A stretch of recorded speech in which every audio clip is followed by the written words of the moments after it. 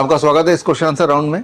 आपके CIM के 5 class पूरे हो चुके हैं। अब आपके जो क्वेश्चंस आपने दिए वो हमने इकट्ठे किए और उन क्वेश्चंस को पढ़ के मैं आंसर करने की कोशिश करूंगा। अधिकतर क्वेश्चंस मैंने लेने की कोशिश की, लेकिन आप में से कुछ लोगों के सवाल के जवाब आने वाले लेक्चर्स में है, नंबर 1, या फिर आपने वो सवाल पूछे जो कि इतने बेसिक हैं कि मैं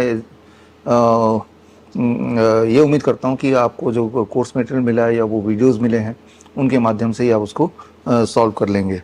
और कुछ पार्टिसिपेंट के क्वेश्चन रिपीटेड हैं, उन तो सबके नाम ना लेते हुए फिर मैं उनका जवाब दूंगा। फिलहाल आपके सवालों पे चलते हैं। आपका पहला सवाल अर्चना वर्मा का, व्हाट इज़ GFR?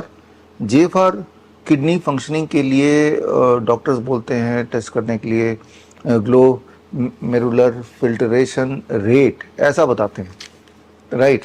तो जिससे ये पता चलता है, जैसा कि डॉक्टर्स बोलते हैं, मैं नहीं बोल रहा हूँ, जो एग्जैक्ट डेफिनेशन उनका है कि आपकी किडनी कितनी फंक्शन कर रही है वो पता चल जाए, कितना प्रतिशत फंक्शन कर रहा है।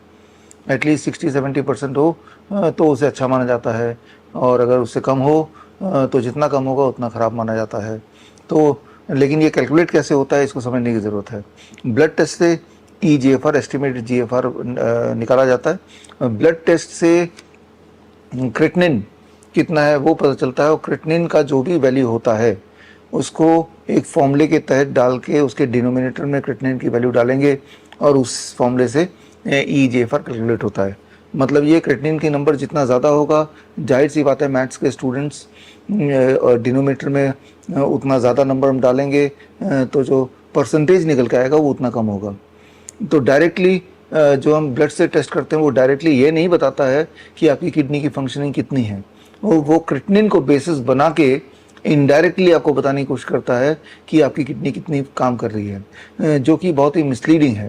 क्योंकि क्रिएटिनिन अगर बढ़ गया किसी का तो ज़रूरी नहीं कि किडनी ख़राब होने की वजह से बढ़ गया। जब आपको फ्लू होता है या जब आपको कोई इन्फेक्शन होता है तब भी क्रिएटिनिन बढ़ जाता है। ऐसे कई सारे और वजह से क्रिएटिनिन बढ़ जाता है जो किडनी से कोई कनेक्शन नहीं है। लेकिन तब भी अगर उसी फॉर्मूले के तहत हम GFR निकालेंगे तो GFR बहुत कम दिखाएगा, और उसके कम दिखाने का मतलब हम ये एज्यूम करेंगे या डॉक्टर से ये बताने की कोशिश करेंगे कि आपकी किडनी काम नहीं कर रही है। तो कंक्लूडिंग ये है कि GFR को डायरेक्टली पता करने का एक और तरीका है DTPA स्कैन। लेकिन DTPA स्कैन से ये तो पता चल जाता है कि आपकी किडनी की फंक्शनिंग कितनी है, लेकिन ये DTPA स्कैन अपने आप में डेंजरस होता है। उस स्कैन की वजह से रेडियोएक्टिव मटेरियल बॉडी में डाला जाता है और वो रेडियोएक्टिव मटेरियल फर्दर किडनी को डैमेज करती है। एक हेल्दी इंसान जिनकी किडनी में कोई प्रॉब्लम नहीं है, और ऐसे 100 लोग अगर DTPA स्कैन कराएं सिर्फ ये जानने के लिए कि किडनी की फंक्शनिंग कितनी है, यानी कि GFR कितना है, तो 7% लोगों का किडनी डैमेज हो जाता है जस्ट बाई DTPA स्कैन। बोलने का मतलब ये है कि जो एस्टिमेटेड GFR है वो बिल्कुल भी रिलायबल नहीं है, और DTPA स्कैन के माध्यम से थोड़ा बहुत भी जो GFR पता लगाया भी जा सकता है, लेकिन उस बहाने आपकी किडनी फर्दर डैमेज हो जाती है। तो कैसे पता चलेगा कि हमारी किडनी कैसे काम कर रही है? उसके लिए इस तरह की टेस्ट ना करा के आप ज़्यादा रिलायबल तरीका है कि अपने बॉडी के सिम्टम को देखें। अगर आपका ब्लड प्रेशर नॉर्मल है, आपका यूरिन आउटपुट 700 ml से अधिक है, 500-700 ml से अधिक, और आपके बॉडी में कोई स्वेलिंग नहीं, कोई वीकनेस नहीं है, तो इसका मतलब आपका किडनी ठीक से काम कर रही है। ये सारा काम किडनी का होता है। अगर ये सारे काम ठीक से हो रहे हैं यानी किडनी ठीक से काम कर रही है। मान लीजिए आपके घर में जो काम करने वाली आती है और आप उसको हर बार मॉनिटर नहीं करते, लेकिन आप मोरलेस देखते हैं कि आपके घर में सारी साफ़ सफाई है, आपके घर में बर्तन धुले हुए हैं, जो चीज़ जहाँ होनी चाहिए वैसे ही रखा हुआ है। इसका मतलब जो भी घर में काम करने के लिए आपने अपॉइंट किया है वो ठीक से ही काम कर रहे होंगे, राइट। तो इस तरह से जो किडनी का काम है वो अगर ठीक से हो रहा है तो किडनी ठीक से फंक्शन कर रही होगी। आप बिना मतलब कि GFR के चक्कर में पड़ेंगे, और GFR के चक्कर में पड़ के हो सकता है कि किडनी ऑलरेडी ठीक हो, लेकिन GFR की वैल्यू अक्सर मनगढ़ंत आती है, उस पर आपको विश्वास नहीं करना है। मिलिंद कुमार पाटिल, आपका सवाल है प्लेट 1 और प्लेट 2 के बीच में कितना गैप होना चाहिए? कोई गैप की ज़रूरत नहीं। प्लेट 1 खाया, इमीडिएटली बाद प्लेट 2 खा लिया। अगले question Mohammed Usman, will orange include malta mausami in fruits? हाँ। उत्तम कुमार, आपका सवाल है if you take dry fruit without soaking in water is there any harm? Harm नहीं होगा कोई, लेकिन तब आपके बॉडी के लिए उस ड्राई फ्रूट को एब्जॉर्ब करने में थोड़ा ज़्यादा टाइम लगेगा। आप फिर पूछते हैं if you soak dry fruit in water what to do with that water? उसको फेंक दीजिए, पीना है तो पी लीजिए। Vitamin B12 deficiency, what should be the range? Vitamin B12 deficiency है या नहीं है, उसके लिए जैसे मैंने GFR की बात की, आप रेंज पे मत जाइए। आप सिर्फ ये देखिए कि आपके बॉडी में कोई वीकनेस तो नहीं है, आपकी बॉडी में वेट अचानक बढ़ घट तो नहीं रहा है, आपका पूरे दिन एनर्जेटिक रहता है, नींद अच्छी आती है, ये सारी चीज़ पूरी हो रही है, तो आपके बॉडी में जितने सारे हार्मोन्स, जितने सारे विटामिन मिनरल वो ठीक ही होंगे। विशाखा परिहार, person who are working in night shift, their shift is disturbed because of the work, and they will, how they will manage this DIP diet? Is the same DIP diet? देखिए DIP diet में क्या है, करीब 70% fruits and vegetables खाने होते हैं और 30% cook food. तो आपको ये समझना होगा कि मेरे 24 घंटे में क्या मैं 70% फ्रूट्स एंड वेजिटेबल खा रहा हूँ? If yes, you are near to DIP diet. क्या ऐसा तो नहीं कि मैं नॉन वेजिटेरियन या डेयरी प्रोडक्ट या पैक फूड ले रहा हूँ? नहीं ले रहे हैं, तो यानी कि DIP डाइट। हालांकि DIP डाइट का मतलब सिर्फ 70% फ्रूट्स एंड वेजिटेबल नहीं है, ये नियम ये भी है कि सनसेट के बाद नहीं खाना है। जाहिर सी बात है, जो नाइट शिफ्ट में काम कर रहे हैं वो ये वाला रूल नहीं फॉलो कर पाएंगे, यानी कि वो DIP डाइट को कर तो रहे हैं लेकिन आधा अधूरा ही कर रहे हैं। डॉक्टर ध्रुव कोटवाला, आपका सवाल है, those who not ready to convince that the diet can help them because Surat people are foodie. देखिए कन्विंस कोई भी नहीं होगा, क्योंकि जिसकी जो आदत है वो उसी आदत पे बने रहना चाहता है। लेकिन हम तो ये बोलते हैं कि कन्विंस होने की ज़रूरत नहीं है, सिर्फ 3 दिन DIP डाइट पे रहो, और अगर आपका ब्लड शुगर नीचे आ रहा है, ब्लड प्रेशर नीचे आ रहा है और आपकी एनर्जी बढ़ रही है, 7-10 दिन में 1 किलो वेट भी घट रहा है, अगर आपका बॉडी वेट ज़्यादा है तो सिम्टम्स अगर आपके इम्प्रूव हो रहे हैं, तो people they start getting convinced. इसीलिए आप देखेंगे कि आज भारत में लाखों करोड़ लोग DIP डाइट अपने आप ही फॉलो कर रहे हैं। चुदासमा नज़मीन, आपका सवाल है, मैं एक अंडरवेट हूँ और मेरा एज 29 है, मेरा वेट 44 है, क्या DIP डाइट से हेल्दी वेट आ सकता है? DIP डाइट वेट को घटाने बढ़ाने के लिए नहीं है, हालांकि इसमें वेट घटता है जो लोग बहुत मोटे होते हैं, और जो लोग बहुत पतले होते हैं उनका वेट बढ़ता भी है। लेकिन साथ में अम्ली यानी कि फर्मेंटेड ड्रिंक भी आपको दिन में 2 या 3 बार पीना पड़ेगा, और अम्ली उसका मैं आपको रेसिपी दे दूँगा।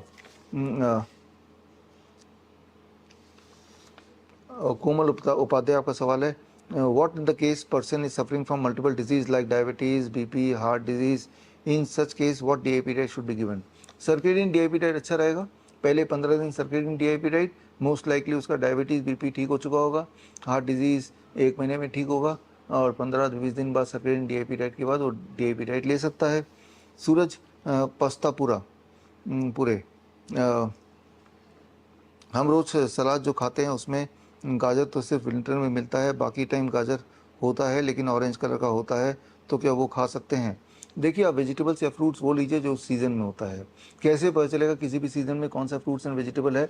उसका पैमाना ये है कि अगर आप देखते हैं सब्जी बाज़ार में जो चीज़ बहुत एबंडेंस में है, काफ़ी अधिक मात्रा में है, जो चीज़ बहुत सस्ती है, जो चीज़ हर ठेले में मिलने लगी है, यानी कि ये सीज़न आ गया है, तो बस वही लीजिए। प्रदीप कुमार तोमर, आपका सवाल है, I heard and experience that DIP diet is not suitable for long run. ऐसा बिल्कुल नहीं है। DIP डाइट लोगों को लेते हुए 15 साल हो गए हैं, मुझे भी हो गए उससे ज़्यादा, और ऐसे बहुत सारे पेशेंट्स हैं, हमारे फॉलोअर्स हैं देश विदेश में, जिनके टच में मैं आज भी हूँ, और वो DIP स्ट्रिक्टली फॉलो भी कर रहे हैं। और जब वो आए थे तब वो बहुत बीमार थे, उनमें से अधिकतर वही कारण था उनका DIP डाइट स्टार्ट करने का, और उसके बाद 15 साल होने के बाद भी ना तो वो बीमारी आई, ना कोई नई बीमारी लगी, बल्कि 15 साल में they all most of them they feel younger than what it was 15 years back. इनमें से कुछ पार्टिसिपेंट्स या पेशेंट्स के टाइम टू टाइम मैं इंटरव्यूज़ अपने सोशल मीडिया में शेयर भी करता रहा हूँ। शोभा यादव, सर ये सिर्फ दवा पे लागू होता है या फिर कुछ भी खा के खड़े होने पे ज़्यादा अवशोषित होता है? ये अधिकतर दवा पे लागू होता है, क्योंकि जब आप खाना खाते हैं वो बॉडी में डाइजेस्ट होता है, जब आप दवा लेते हैं वो बॉडी में एब्जॉर्ब होता है। जो चीज़ बॉडी में एब्जॉर्ब होती है उस कॉन्टेक्स्ट में है। रिफाइंड फूड खाएंगे वो भी पार्शली एब्जॉर्ब होगा। Suman, I live in UK and there is no time sunny day for vitamin D where to cover. देखिए, समझना पड़ेगा, जहाँ भी हम रहते हैं वहाँ का कुछ एडवांटेजेस हैं, कुछ डिसएडवांटेजेस हैं। मान लो कोई इंसान जंगल में रहता है, एडवांटेजेस हैं, उसको पोल्यूशन नहीं मिलेगा, उसको हर चीज़ नेचुरल मिलेगी। डिसएडवांटेज ये है कि उसको फिर जंगली जानवर से भी अपने आप को बचाना है। तो हर एरिया का कुछ मेरिट्स हैं, कुछ डीमेरिट्स हैं जिनके साथ हमें रहना पड़ेगा, एक्सेप्ट ही करना पड़ेगा अगर आप जंगल में रहते हैं कि हो सकता है कोई किस दिन मुझे शेर खा ले। ये मान के आप चलें, उसके लिए प्रिकॉशन जितना हो सके लें। ठीक उसी तरह से those people who stay in a place जहाँ धूप नहीं निकलती है, वो एक डिसएडवांटेज है। और ये डिसएडवांटेज कुछ ऐसा है जिसको सिर्फ और सिर्फ धूप ही पूरा कर सकता है, दुनिया की कोई दवा पूरी नहीं कर सकती। इसको एक्सेप्ट करना पड़ेगा आपको। फॉर एग्जांपल जो लोग नाइट ड्यूटी के लिए मजबूर हैं, उन्हें एक्सेप्ट करना पड़ेगा कि नाइट ड्यूटी मैं कर रहा हूँ, that is not good for my health, और मैं मान के चल रहा हूँ कि मेरी उम्र 70-100 साल की जगह 70 या 60 या 50 साल की रह जाएगी। फॉर एग्जांपल मैं ऑफिस से घर तक आता हूँ, घर से ऑफिस तक जाता हूँ, बीच में जो रोड है वो रोड ही नहीं है, वो ऊबड़ खाबड़ है। तो मैं मान के चलता हूँ कि मेरी गाड़ी जो है वो 10 साल की जगह 3-4 साल ही चलेगी, क्योंकि मेरी गाड़ी जो मैन्युफैक्चरर ने बनाया वो ये सोच के नहीं बनाया कि मैं गड्ढों में चलाऊंगा, लेकिन मेरी मजबूरी है। गाड़ी को मजबूरी का नहीं पता, मेरे मैन्युफैक्चरर को मजबूरी का नहीं पता। जो भी मैं गाड़ी के साथ बर्ताव करूँगा अकॉर्डिंगली वो रिप्रोकेशन उसमें दिखेगा। सिमिलरली हमें ये समझना पड़ेगा कि हमारा बॉडी भी एक व्हीकल है made by the God. God को नहीं पता कि आप ये जो व्हीकल मैं बना रहा हूँ ये ढंग से इस्तेमाल नहीं होगा, बॉडी के प्रिंसिपल ना फॉलो करते हुए इस्तेमाल होगा। तो ये बात हमें समझना पड़ेगा।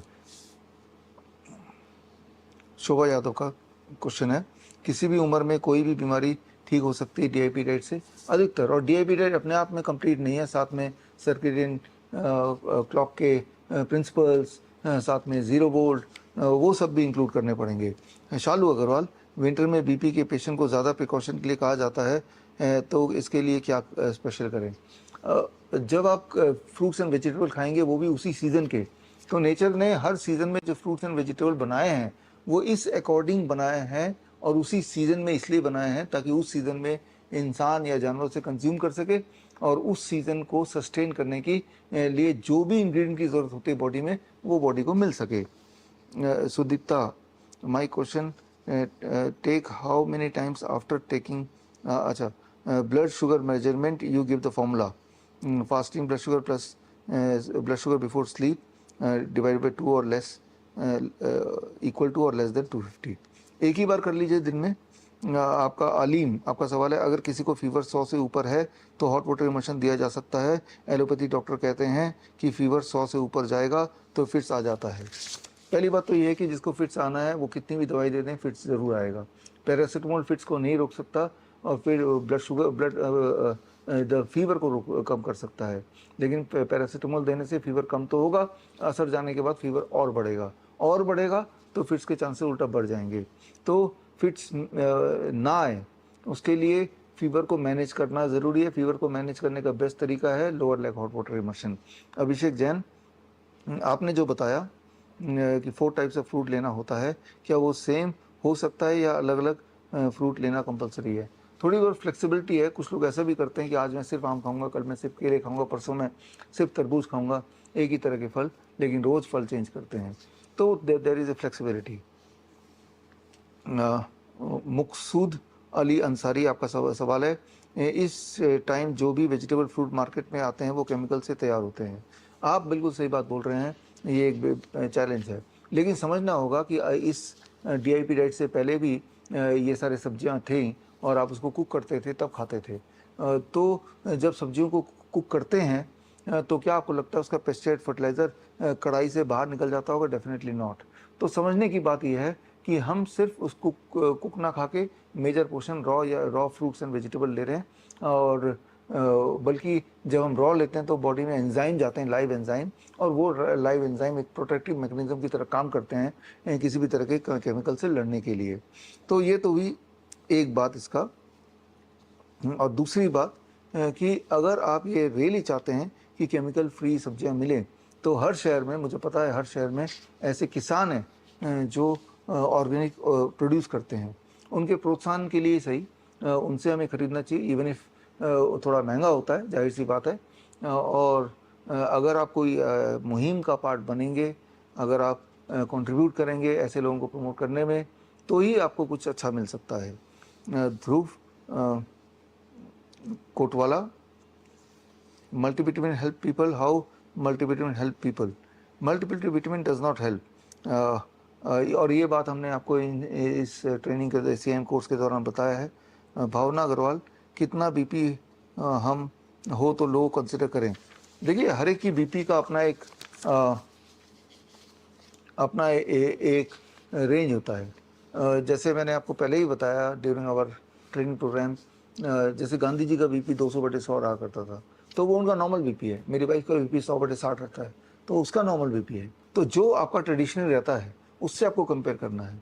उससे अगर ज़्यादा ऊपर ज़्यादा नीचे जाएगा, 20-30% ऊपर चला गया, 20-30% नीचे चला गया, तो वो आपका हाई या लो है। स्मृति रंजन मलिक, क्या डीआईपी डाइट से एब्डोमिनल सेपरेशन, डायस्टेसिस रेक्टी वाले प्रॉब्लम ठीक हो सकती हैं? देखिए ये प्रॉब्लम क्या है, ये इलास्टिसिटी का प्रॉब्लम है। जब बॉडी प्लास्टिक बन जाती तो ये प्रॉब्लम आ जाती है। जब आप डीआईपी डाइट लेते हैं 3-4 महीने, तो बॉडी दोबारा इलास्टिक होने लगती है, तो ये प्रॉब्लम अपने आप ही जाने लगते हैं।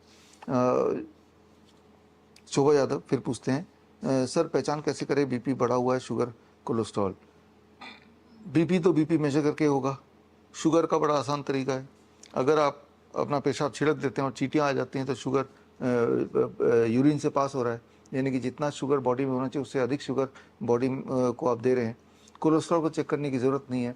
कोलेस्ट्रॉल सिर्फ ये देखना है कि बी ऑन प्लांट बेस्ड, और प्लांट बेस्ड ले रहे हैं तो कोलेस्ट्रॉल है नहीं, क्योंकि याद रखिए कोलेस्ट्रॉल प्लांट नहीं बना सकता, मैंने आपको पहले ही बताया था। इसीलिए जो भी प्लांट बेस्ड ऑयल है, ऑयल प्लांट बेस्ड ही होते हैं ज़्यादातर, तो उनमें कोई कोलेस्ट्रॉल नहीं होता। काजू वो प्लांट से आता है, उसमें कोई कोलेस्ट्रॉल नहीं होता। 0 से 2 साल के बच्चों का फीवर ट्रीटमेंट कैसे करें? वार्म वाटर में आपको टॉवल निचोड़ना है और उसको स्पॉन्जिंग करनी है पूरे बॉडी में, इस प्रकार ठीक करें। और बहुत छोटे बच्चे तो माँ के दूध पे रखें और कोकोनट वाटर पे रखें। रजनी गलोत्रा, 80+ को डीआईपी डाइट दे सकते हैं? डेफिनेटली दे सकते हैं। उनके दांत नहीं तो सॉफ्ट डीआईपी डाइट दे सकते हैं। नीतू, गॉल ब्लैडर स्टोन के लिए किस डीआईपी डाइट पे रहना होगा? अगर दर्द है स्टोन की वजह से तो रॉ डीआईपी डाइट में रहना होगा। अगर दर्द नहीं है, सिर्फ आपने यूं ही अल्ट्रासाउंड से डायग्नोस किया है, तो सिंपल डीआईपी डाइट पे रहना होगा। राजू साहू, होम्योपैथी आयुर्वेदिक की जो टैबलेट होती है वो लिवर में डाइजेस्ट होती है या बाईपास करती है? सारी चीज़ें स्टमक में जाती है और पार्शल डाइजेशन स्टमक में ही होता है। Amit Kumar, whole time headache अगर किसी को रहता है तो कौन से डाइट पे रहना पड़ेगा? लंबे समय तक डीआईपी डाइट पे रहेंगे तो वो जो माइग्रेन है वो कम होने लगेगा, हेडेक है वो कम होने लगेगा, उसकी फ्रीक्वेंसी, उसकी इंटेंसिटी। और अगर हेडेक हो ही जाता है तो lower leg hot water immersion और साथ में एक ठंडा टॉवल, यानी कि ठंडे पानी में निचोड़ा हुआ टॉवल सिर पे रखना है। और ऐसा अगर 15-20 मिनट करेंगे तो मोस्ट लाइकली जो हेडेक है वो हॉल्ट हो जाता है। अच्छा, Akshay Kumar, how will we will ensure that eye sight weakness is due to high sugar level in the blood? ये नहीं पता चलेगा, और क्योंकि आई वीकनेस के कई सारे वजह होते हैं, उनमें से एक वजह हाई शुगर भी होता है। अगर हाई शुगर की वजह से है तो शुगर जब जब नीचे आएगा तब तक उस इंसान को ज़्यादा अच्छा दिखाई देगा। इसका मतलब sugar is direct connected to the eye sight problem. Jitendra Kumar Goswami, I was on medication for high blood pressure for last 25 years. I was on a very dose of medicine, Telma 80 OD, Amlopres 5 mg, BD, and Navicard. I started DIP diet from 1st September 2025.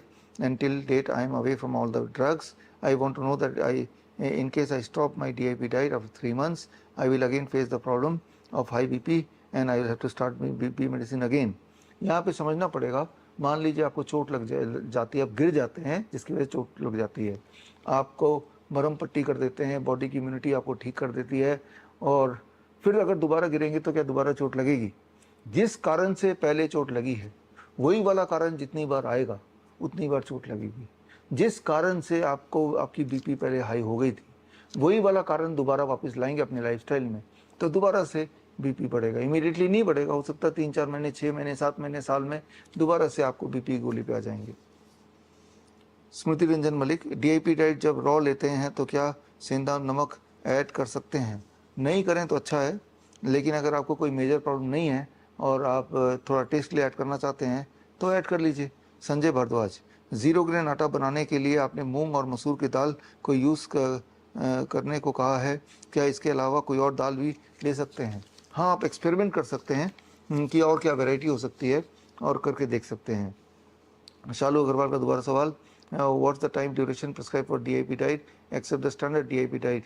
देखिए बाकी DIP diet जो है 15 दिन तक लेना है और 15-20 दिन, और most likely patient is improved and then the patient can go on the other DIP diet.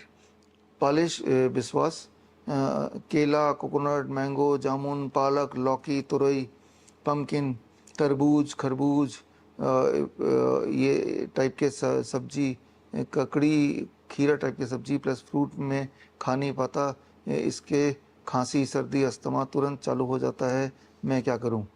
Polish, आप पहले इंसान हैं पूरी दुनिया में, अभी तक मैं पिछले जितने भी साल से मैं प्रैक्टिस कर रहा हूं, जो ऐसा कह रहा है। भगवान ने कई तरह के वेजिटेबल फ्रूट इसलिए बनाए हैं कि किसी इंसान को अगर कोई एक आध वेजिटेबल फ्रूट सूट नहीं भी करता है तो वो उसको छोड़ के बाकी खा पाए। लेकिन ऐसा इंसान जिसको कुछ भी सूट नहीं करता है, तो सूट क्या करता है ये आपने लिखा ही नहीं, आप अभी जीवित कैसे हैं ये भी नहीं लिखा, राइट? तो इट इज़ वेरी अनलाइकली। ऐसे में पालिश आपको हमारे हॉस्पिटल में एडमिट होकर थोड़े दिन बिताने चाहिए। हम ऑब्जर्व करना चाहेंगे कि अपनी आँखों से कि सूट करता है या कोई और वजह है। Deepika Sharma, I want to ask that polyp also turn into cancer, if yes then how can we reverse? देखिए पॉलिप कैंसर में तब बदलेगा जब उसे छेड़ेंगे, बायोप्सी करेंगे, FNAC करेंगे, तब वो पॉलिप कैंसर में कन्वर्ट होगा, नंबर 1। नंबर 2, अगर आपकी लाइफस्टाइल बहुत ज़्यादा ख़राब है, रात के 12 बजे डिनर करते हैं, आपके खाने में रॉ वेजिटेबल फ्रूट्स नहीं है, स्ट्रेस काफ़ी ज़्यादा है, बहुत सारे टॉक्सिक दवाइयाँ भी आप ले रहे हैं, तो एक माहौल बन जाता है किसी भी छोटे ट्यूमर को बड़ा होने के लिए। सरिता देसवाल, मेरे वेट के हिसाब से 250 ग्राम रॉ वेजिटेबल लेना है, और क्या ये 250 ग्राम लंच और डिनर में डिवाइड करना है? नहीं, लंच में भी 250 ग्राम और डिनर में भी 250 ग्राम, इस प्रकार से आपको लेना है। निराली tank, if someone say I am addicted to tea, I can stop habit having it, so is it okay? हाँ, ऐसा थोड़ी फ्लेक्सिबिलिटी आप कर सकते हैं। पेशेंट बहुत बीमार नहीं है, मान लो ओरल कैंसर का पेशेंट है, फिर तो उसके हर तरह की चीज़ों को छुड़वा के पूरी तरह से रॉ DIP डाइट में हम रखते हैं, वो भी लिक्विड में। लेकिन अगर पेशेंट थोड़ा बहुत बीमार है, डायबिटीज़ है, हार्ट डिजीज़ है, BP है, काम चल रहा है उसका, बेड रिडन नहीं है, तो हम फ्लेक्सिबल हो सकते हैं। कोई एक आदत है जो वो छोड़ना नहीं चाहता, छोड़ नहीं सकता, तो उस पर फोकस ना करके जो चीज़ वो कर सकता है, तो हम बोलते हैं चलो भाई फ्रूट ब्रेकफास्ट तो करो, चलो भाई लंच में आप सलाद लेना शुरू तो करो। जैसे वियतनाम में मैं जाता हूँ, मलेशिया में जाता हूँ, अलग अलग देशों, सिंगापुर, दुबई, जहाँ जहाँ मेरे कॉन्फ्रेंसेस होते हैं या कैंप होते हैं, तो वहाँ पे तो सारे के सारे 100% लोग नॉन वेजिटेरियन पे हैं। उनको अगर मैं ये बोल दूं कि आपको नॉन वेजिटेरियन पूरी तरह छोड़ना पड़ेगा, तो वो मेरी कोई बात नहीं सुनेंगे। तो वहाँ थोड़ा माइल्ड वर्जन उनको ये समझाता हूँ कि नॉन वेजिटेरियन अच्छा नहीं है, पूरी तरह छोड़ना चाहिए, लेकिन अगर नॉन वेजिटेरियन आपको लेना ही है तो रोज़ मत लीजिए, हफ्ते में 1 दिन 2 दिन ले लीजिए, उतनी क्वांटिटी में मत लीजिए, हर मील में मत लीजिए, या फिर फ्रूट्स एंड वेजिटेबल की मात्रा एटलीस्ट शुरू तो कीजिए, शाम के 6 बजे तक डिनर फिनिश कीजिए। तो इस तरह से हमें एक बीच का रास्ता अपनाना पड़ेगा, क्योंकि 100% कोई भी नहीं फॉलो करने वाला। अगर मैं तो मान के चल रहा हूँ 60-70% लोग फॉलो करते होंगे और उतने में ही रिजल्ट आ जाता है। नीतू, एक्यूरेट कैल्शियम रेंज क्या है, प्लीज़ टेल अस?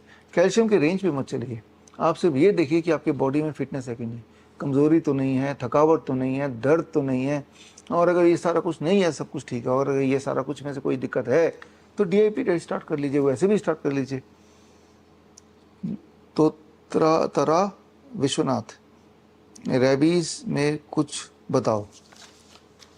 फिलहाल तो आपको यही करना चाहिए। रेबीज़ के लिए जो ज़्यादा सटीक आंसर है वो हमारे नीम का कोर्स है, उसमें है, लेकिन ऐतिहासिक ये देखा गया कि कुत्ते काटने के बाद it is called vapour bath, जो हमारे हॉट वाटर इमर्शन की तरह है।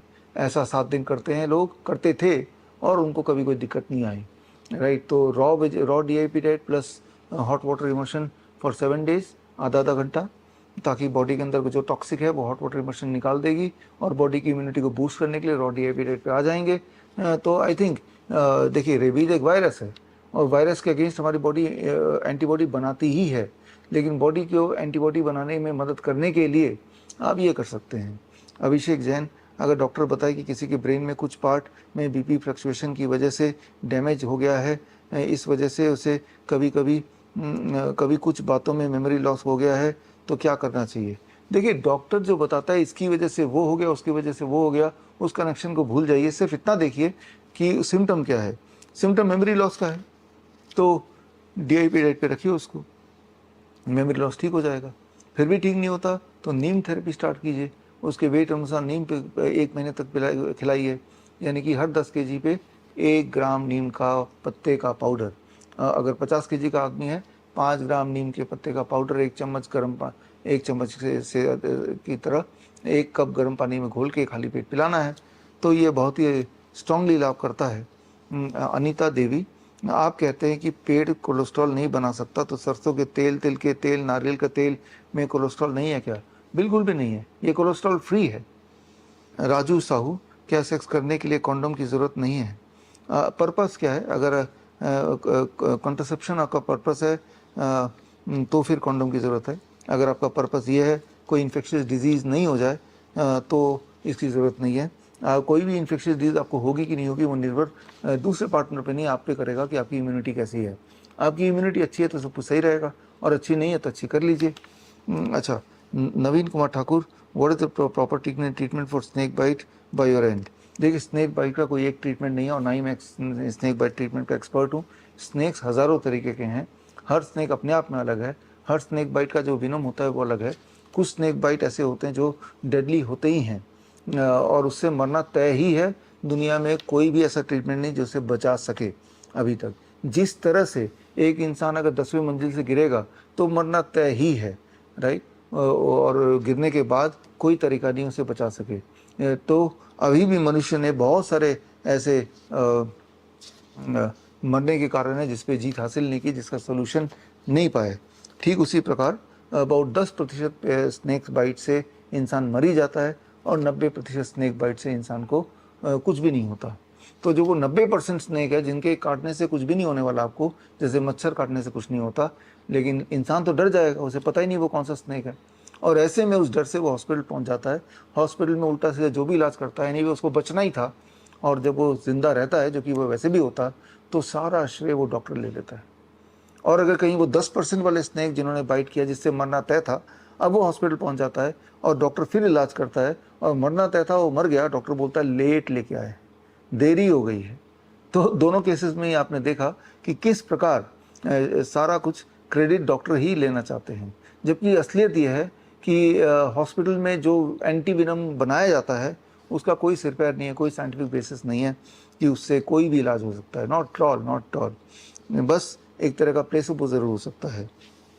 शालू अग्रवाल, पहले से अगर हैंड में हो तब वाटर इमर्शन करना होगा? हाँ, करना होगा, और पानी भी पानी में पैर और हाथ दोनों डूबे, वो ज़रूरी है। पद्मजा, मेरे रिलेटिव को पोलियो है, हॉट वाटर में कितने दिन और कितने गैप में हॉट वाटर थेरेपी करना है? रोज़ करना है, 1 घंटा करना है, और साथ में DIP डाइट भी लेना है। कब तक करना है? जब तक पैरालिसिस ठीक ना हो जाए। 3 महीना करके चलिए, राइट। अभिषेक जैन, बॉडी को ज़्यादा हीट देंगे तो गुड बैक्टीरिया वो डिस्ट्रॉय नहीं हो जाएंगे? देखिए, गुड बैक्टीरिया की जो तासीर होती है वो बैड बैक्टीरिया से अलग होती है। गुड बैक्टीरिया जो फूड होता है वो बैड बैक्टीरिया से अलग होता है। इसीलिए जो हीट ज़्यादा देंगे तो हमारी इम्यूनिटी स्ट्रांग हो जाती है, और इम्यूनिटी बैड बैक्टीरिया पे अटैक करती है। जबकि जब एंटीबायोटिक्स देते हैं तो बैड बैक्टीरिया के साथ गुड बैक्टीरिया मर जाती है। डॉक्टर सुनील कुमार, मेरा सवाल है कि सर्केडियन DIP डाइट और रॉ DIP डाइट में क्या अंतर है? सर्केडियन DIP डाइट में लंच में कुक्ड फूड अलाउड है, और रॉ में लंच में कुक्ड फूड भी अलाउड नहीं है। दिशा दंगट, one reason of increased BP which is taught is increased tone of blood vessel, and that the medicine help to relax this increased tone. Could you share some insight regarding this? देखिए, medicine blood vessel को relax ना करके medicine actually heart को force करता है that it should work less, right. तो जिसकी वजह से ब्लड प्रेशर अपने आप कम होगा, यानी कि हार्ट को डायरेक्टली कमज़ोर करके आपके ब्लड प्रेशर को कम करना चाहता है, यानी कि आपको ब्लड प्रेशर तो कम दिखेगा, लेकिन प्रॉब्लम यह आएगी कि आपको आपका हार्ट कमज़ोर हो जाएगा। Vijay Kumar Chopra, which diet is suitable for autoimmune disorder? Autoimmune disorder में DIP डाइट सही है, minus all kind of grains, मुख्यतः व्हीट ग्रेन्स, गेहूँ से कुछ लोगों को ऑटोइम्यून होता है, कई सारे दवाइयों से ऑटोइम्यून होता है, और डेयरी प्रोडक्ट से डेफिनेटली ऑटोइम्यून होता है, एनिमल प्रोटीन से डेफिनेटली ऑटोइम्यून होता है। जिन चीज़ों से ऑटोइम्यून होता है उन्हें नहीं लेना है, और फ्रूट्स एंड वेजिटेबल्स से ठीक कर सकता है, उन्हें ज़्यादा बढ़ा देना है।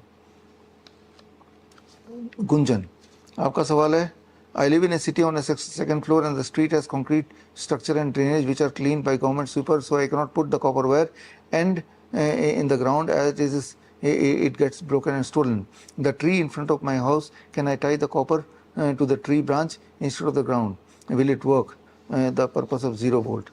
देखिए जो कॉपर का रॉड है ना, उस रॉड को आपको गाड़ना पड़ेगा पेड़ के तने में, और तब 0 वोल्ट आ जाएगा। सिर्फ कॉपर के तार को अगर अच्छी तरह बांधेंगे तो कितनी कंडक्टिविटी होगी, ये एक बार 0 वोल्ट चेक करना पड़ेगा वोल्ट मीटर से। लेकिन इतना ज़रूर है कि पेड़ को जब हम टच करते हैं और तब अगर अपना वोल्टेज चेक करते हैं तो भी हमारा वोल्टेज 0 होता है, तो उस हिसाब से ये पेड़ भी काम करेगा। संजय भारद्वाज, आपका सवाल है, 1.5 ईयर से DAP रेट ले रहा हूँ, मेरा वेट 97 से कम नहीं हो रहा है और जॉइंट एंड बोन में भी दर्द हो जाता है, बहुत दिनों तक ठीक नहीं होता। देखिए, अगर 1.5 साल से आप DAP डाइट ले रहे हैं तो ये मेरी समझ से बाहर है कि वेट भी आपका कम नहीं हो रहा, या पहले और ज़्यादा वेट था और जॉइंट में भी दिक्कत है। ज़रूर इसमें कुछ ना कुछ आप दिक्कत होगी आपकी DAP डाइट में, और वो क्या दिक्कत होगी ये समझना पड़ेगा मुझे। अभी तो आपने सिर्फ इतना ही लिखा है, क्योंकि हमने देखा है कि DAP डाइट लेने से हर तरह का जॉइंट पेन 1 से 3 महीने में गायब हो ही जाता है। DAP डाइट लेने से वेट 3 से 4 महीने में नॉर्मल वेट में आ ही जाता है। निराली tank, why don't BRC talk about exercise and workout? देखिए, जब हम हॉट वाटर इमोशन करते हैं ना तो वो एक वर्कआउट है। जब आप नंगे पैर घास में चलते हैं वो भी एक वर्कआउट है। जब आप धूप दिखाते हैं अपने बॉडी को वो भी एक एक्सरसाइज है, राइट। तो जो चीज़ें बहुत ज़्यादा तेज़ी से काम करती हैं, नंबर 1, और जो चीज़ें ऑलरेडी लोगों को पता नहीं, नंबर 2। और जहाँ तक एक्सरसाइज और वर्कआउट का सवाल है, ये तो वही लोग कर सकते हैं जो बहुत हेल्दी हैं।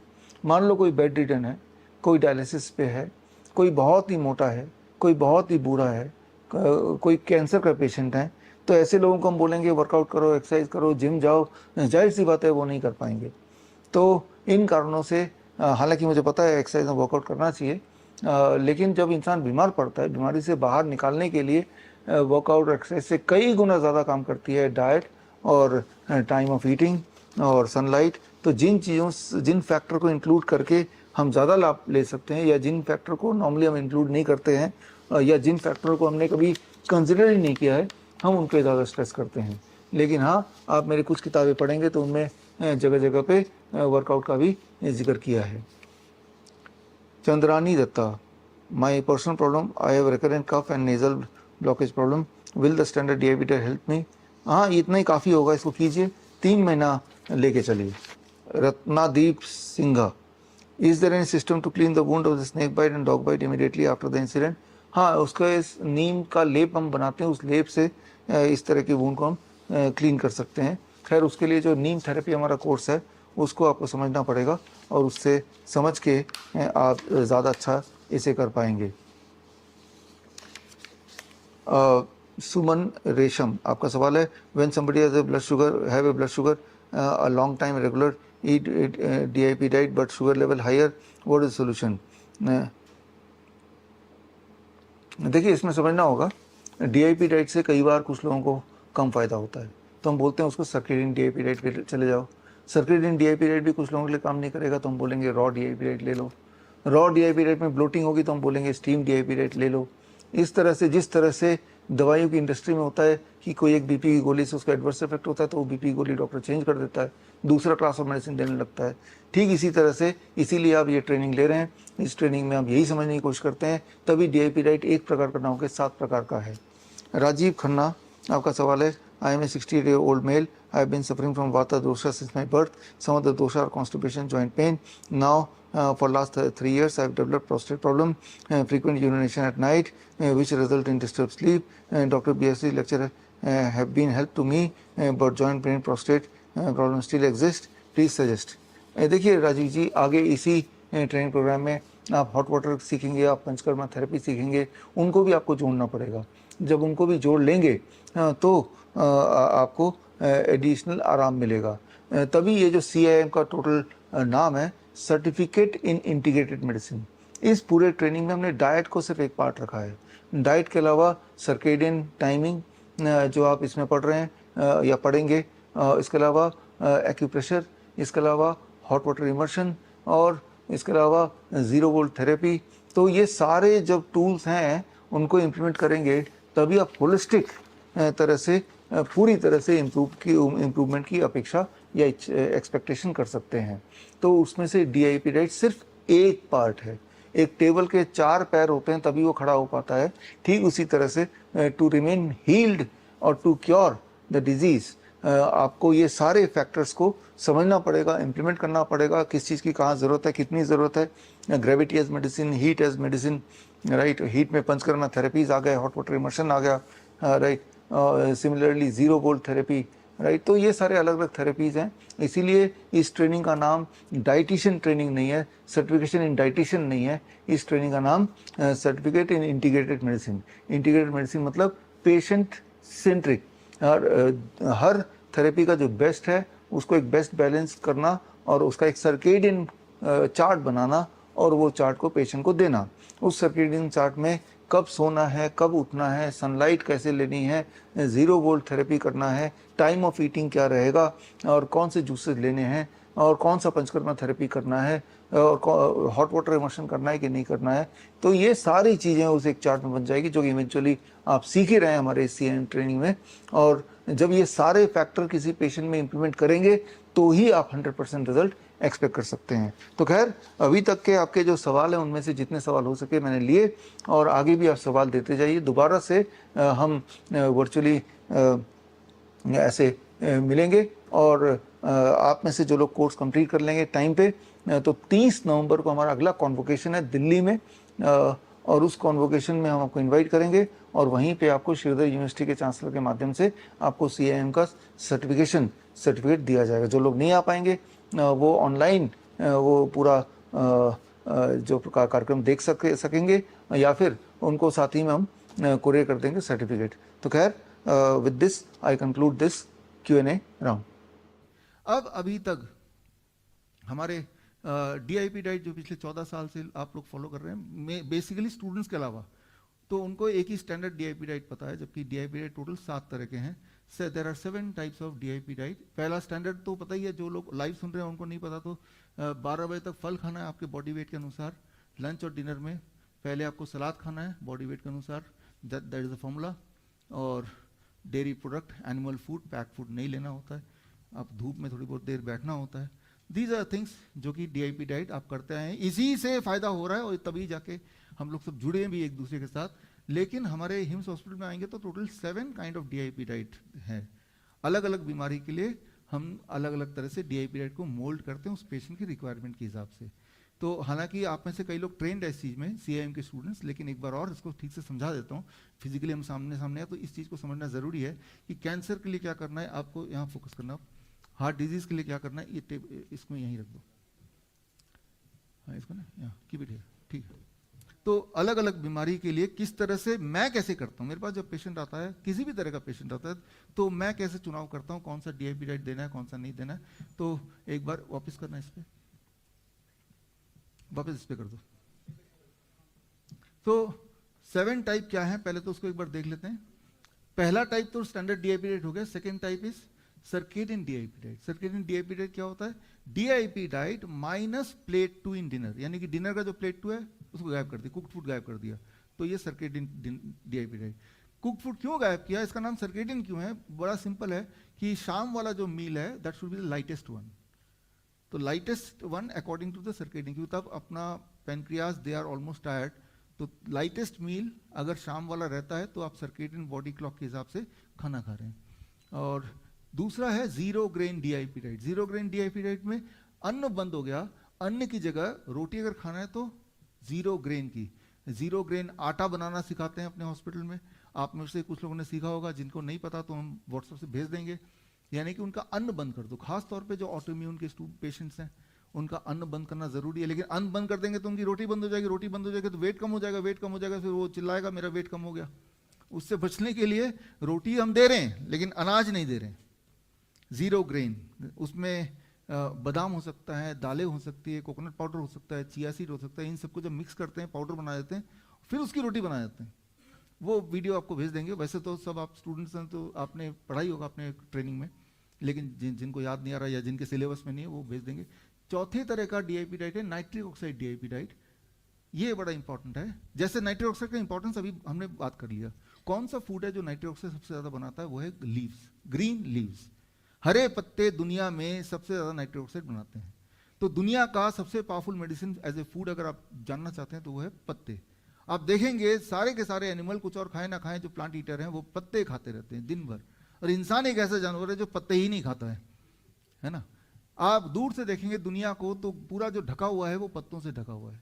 इवन शेर भी जब बीमार पड़ता है तो वो पत्ते चबाते हुए पाया जाता है।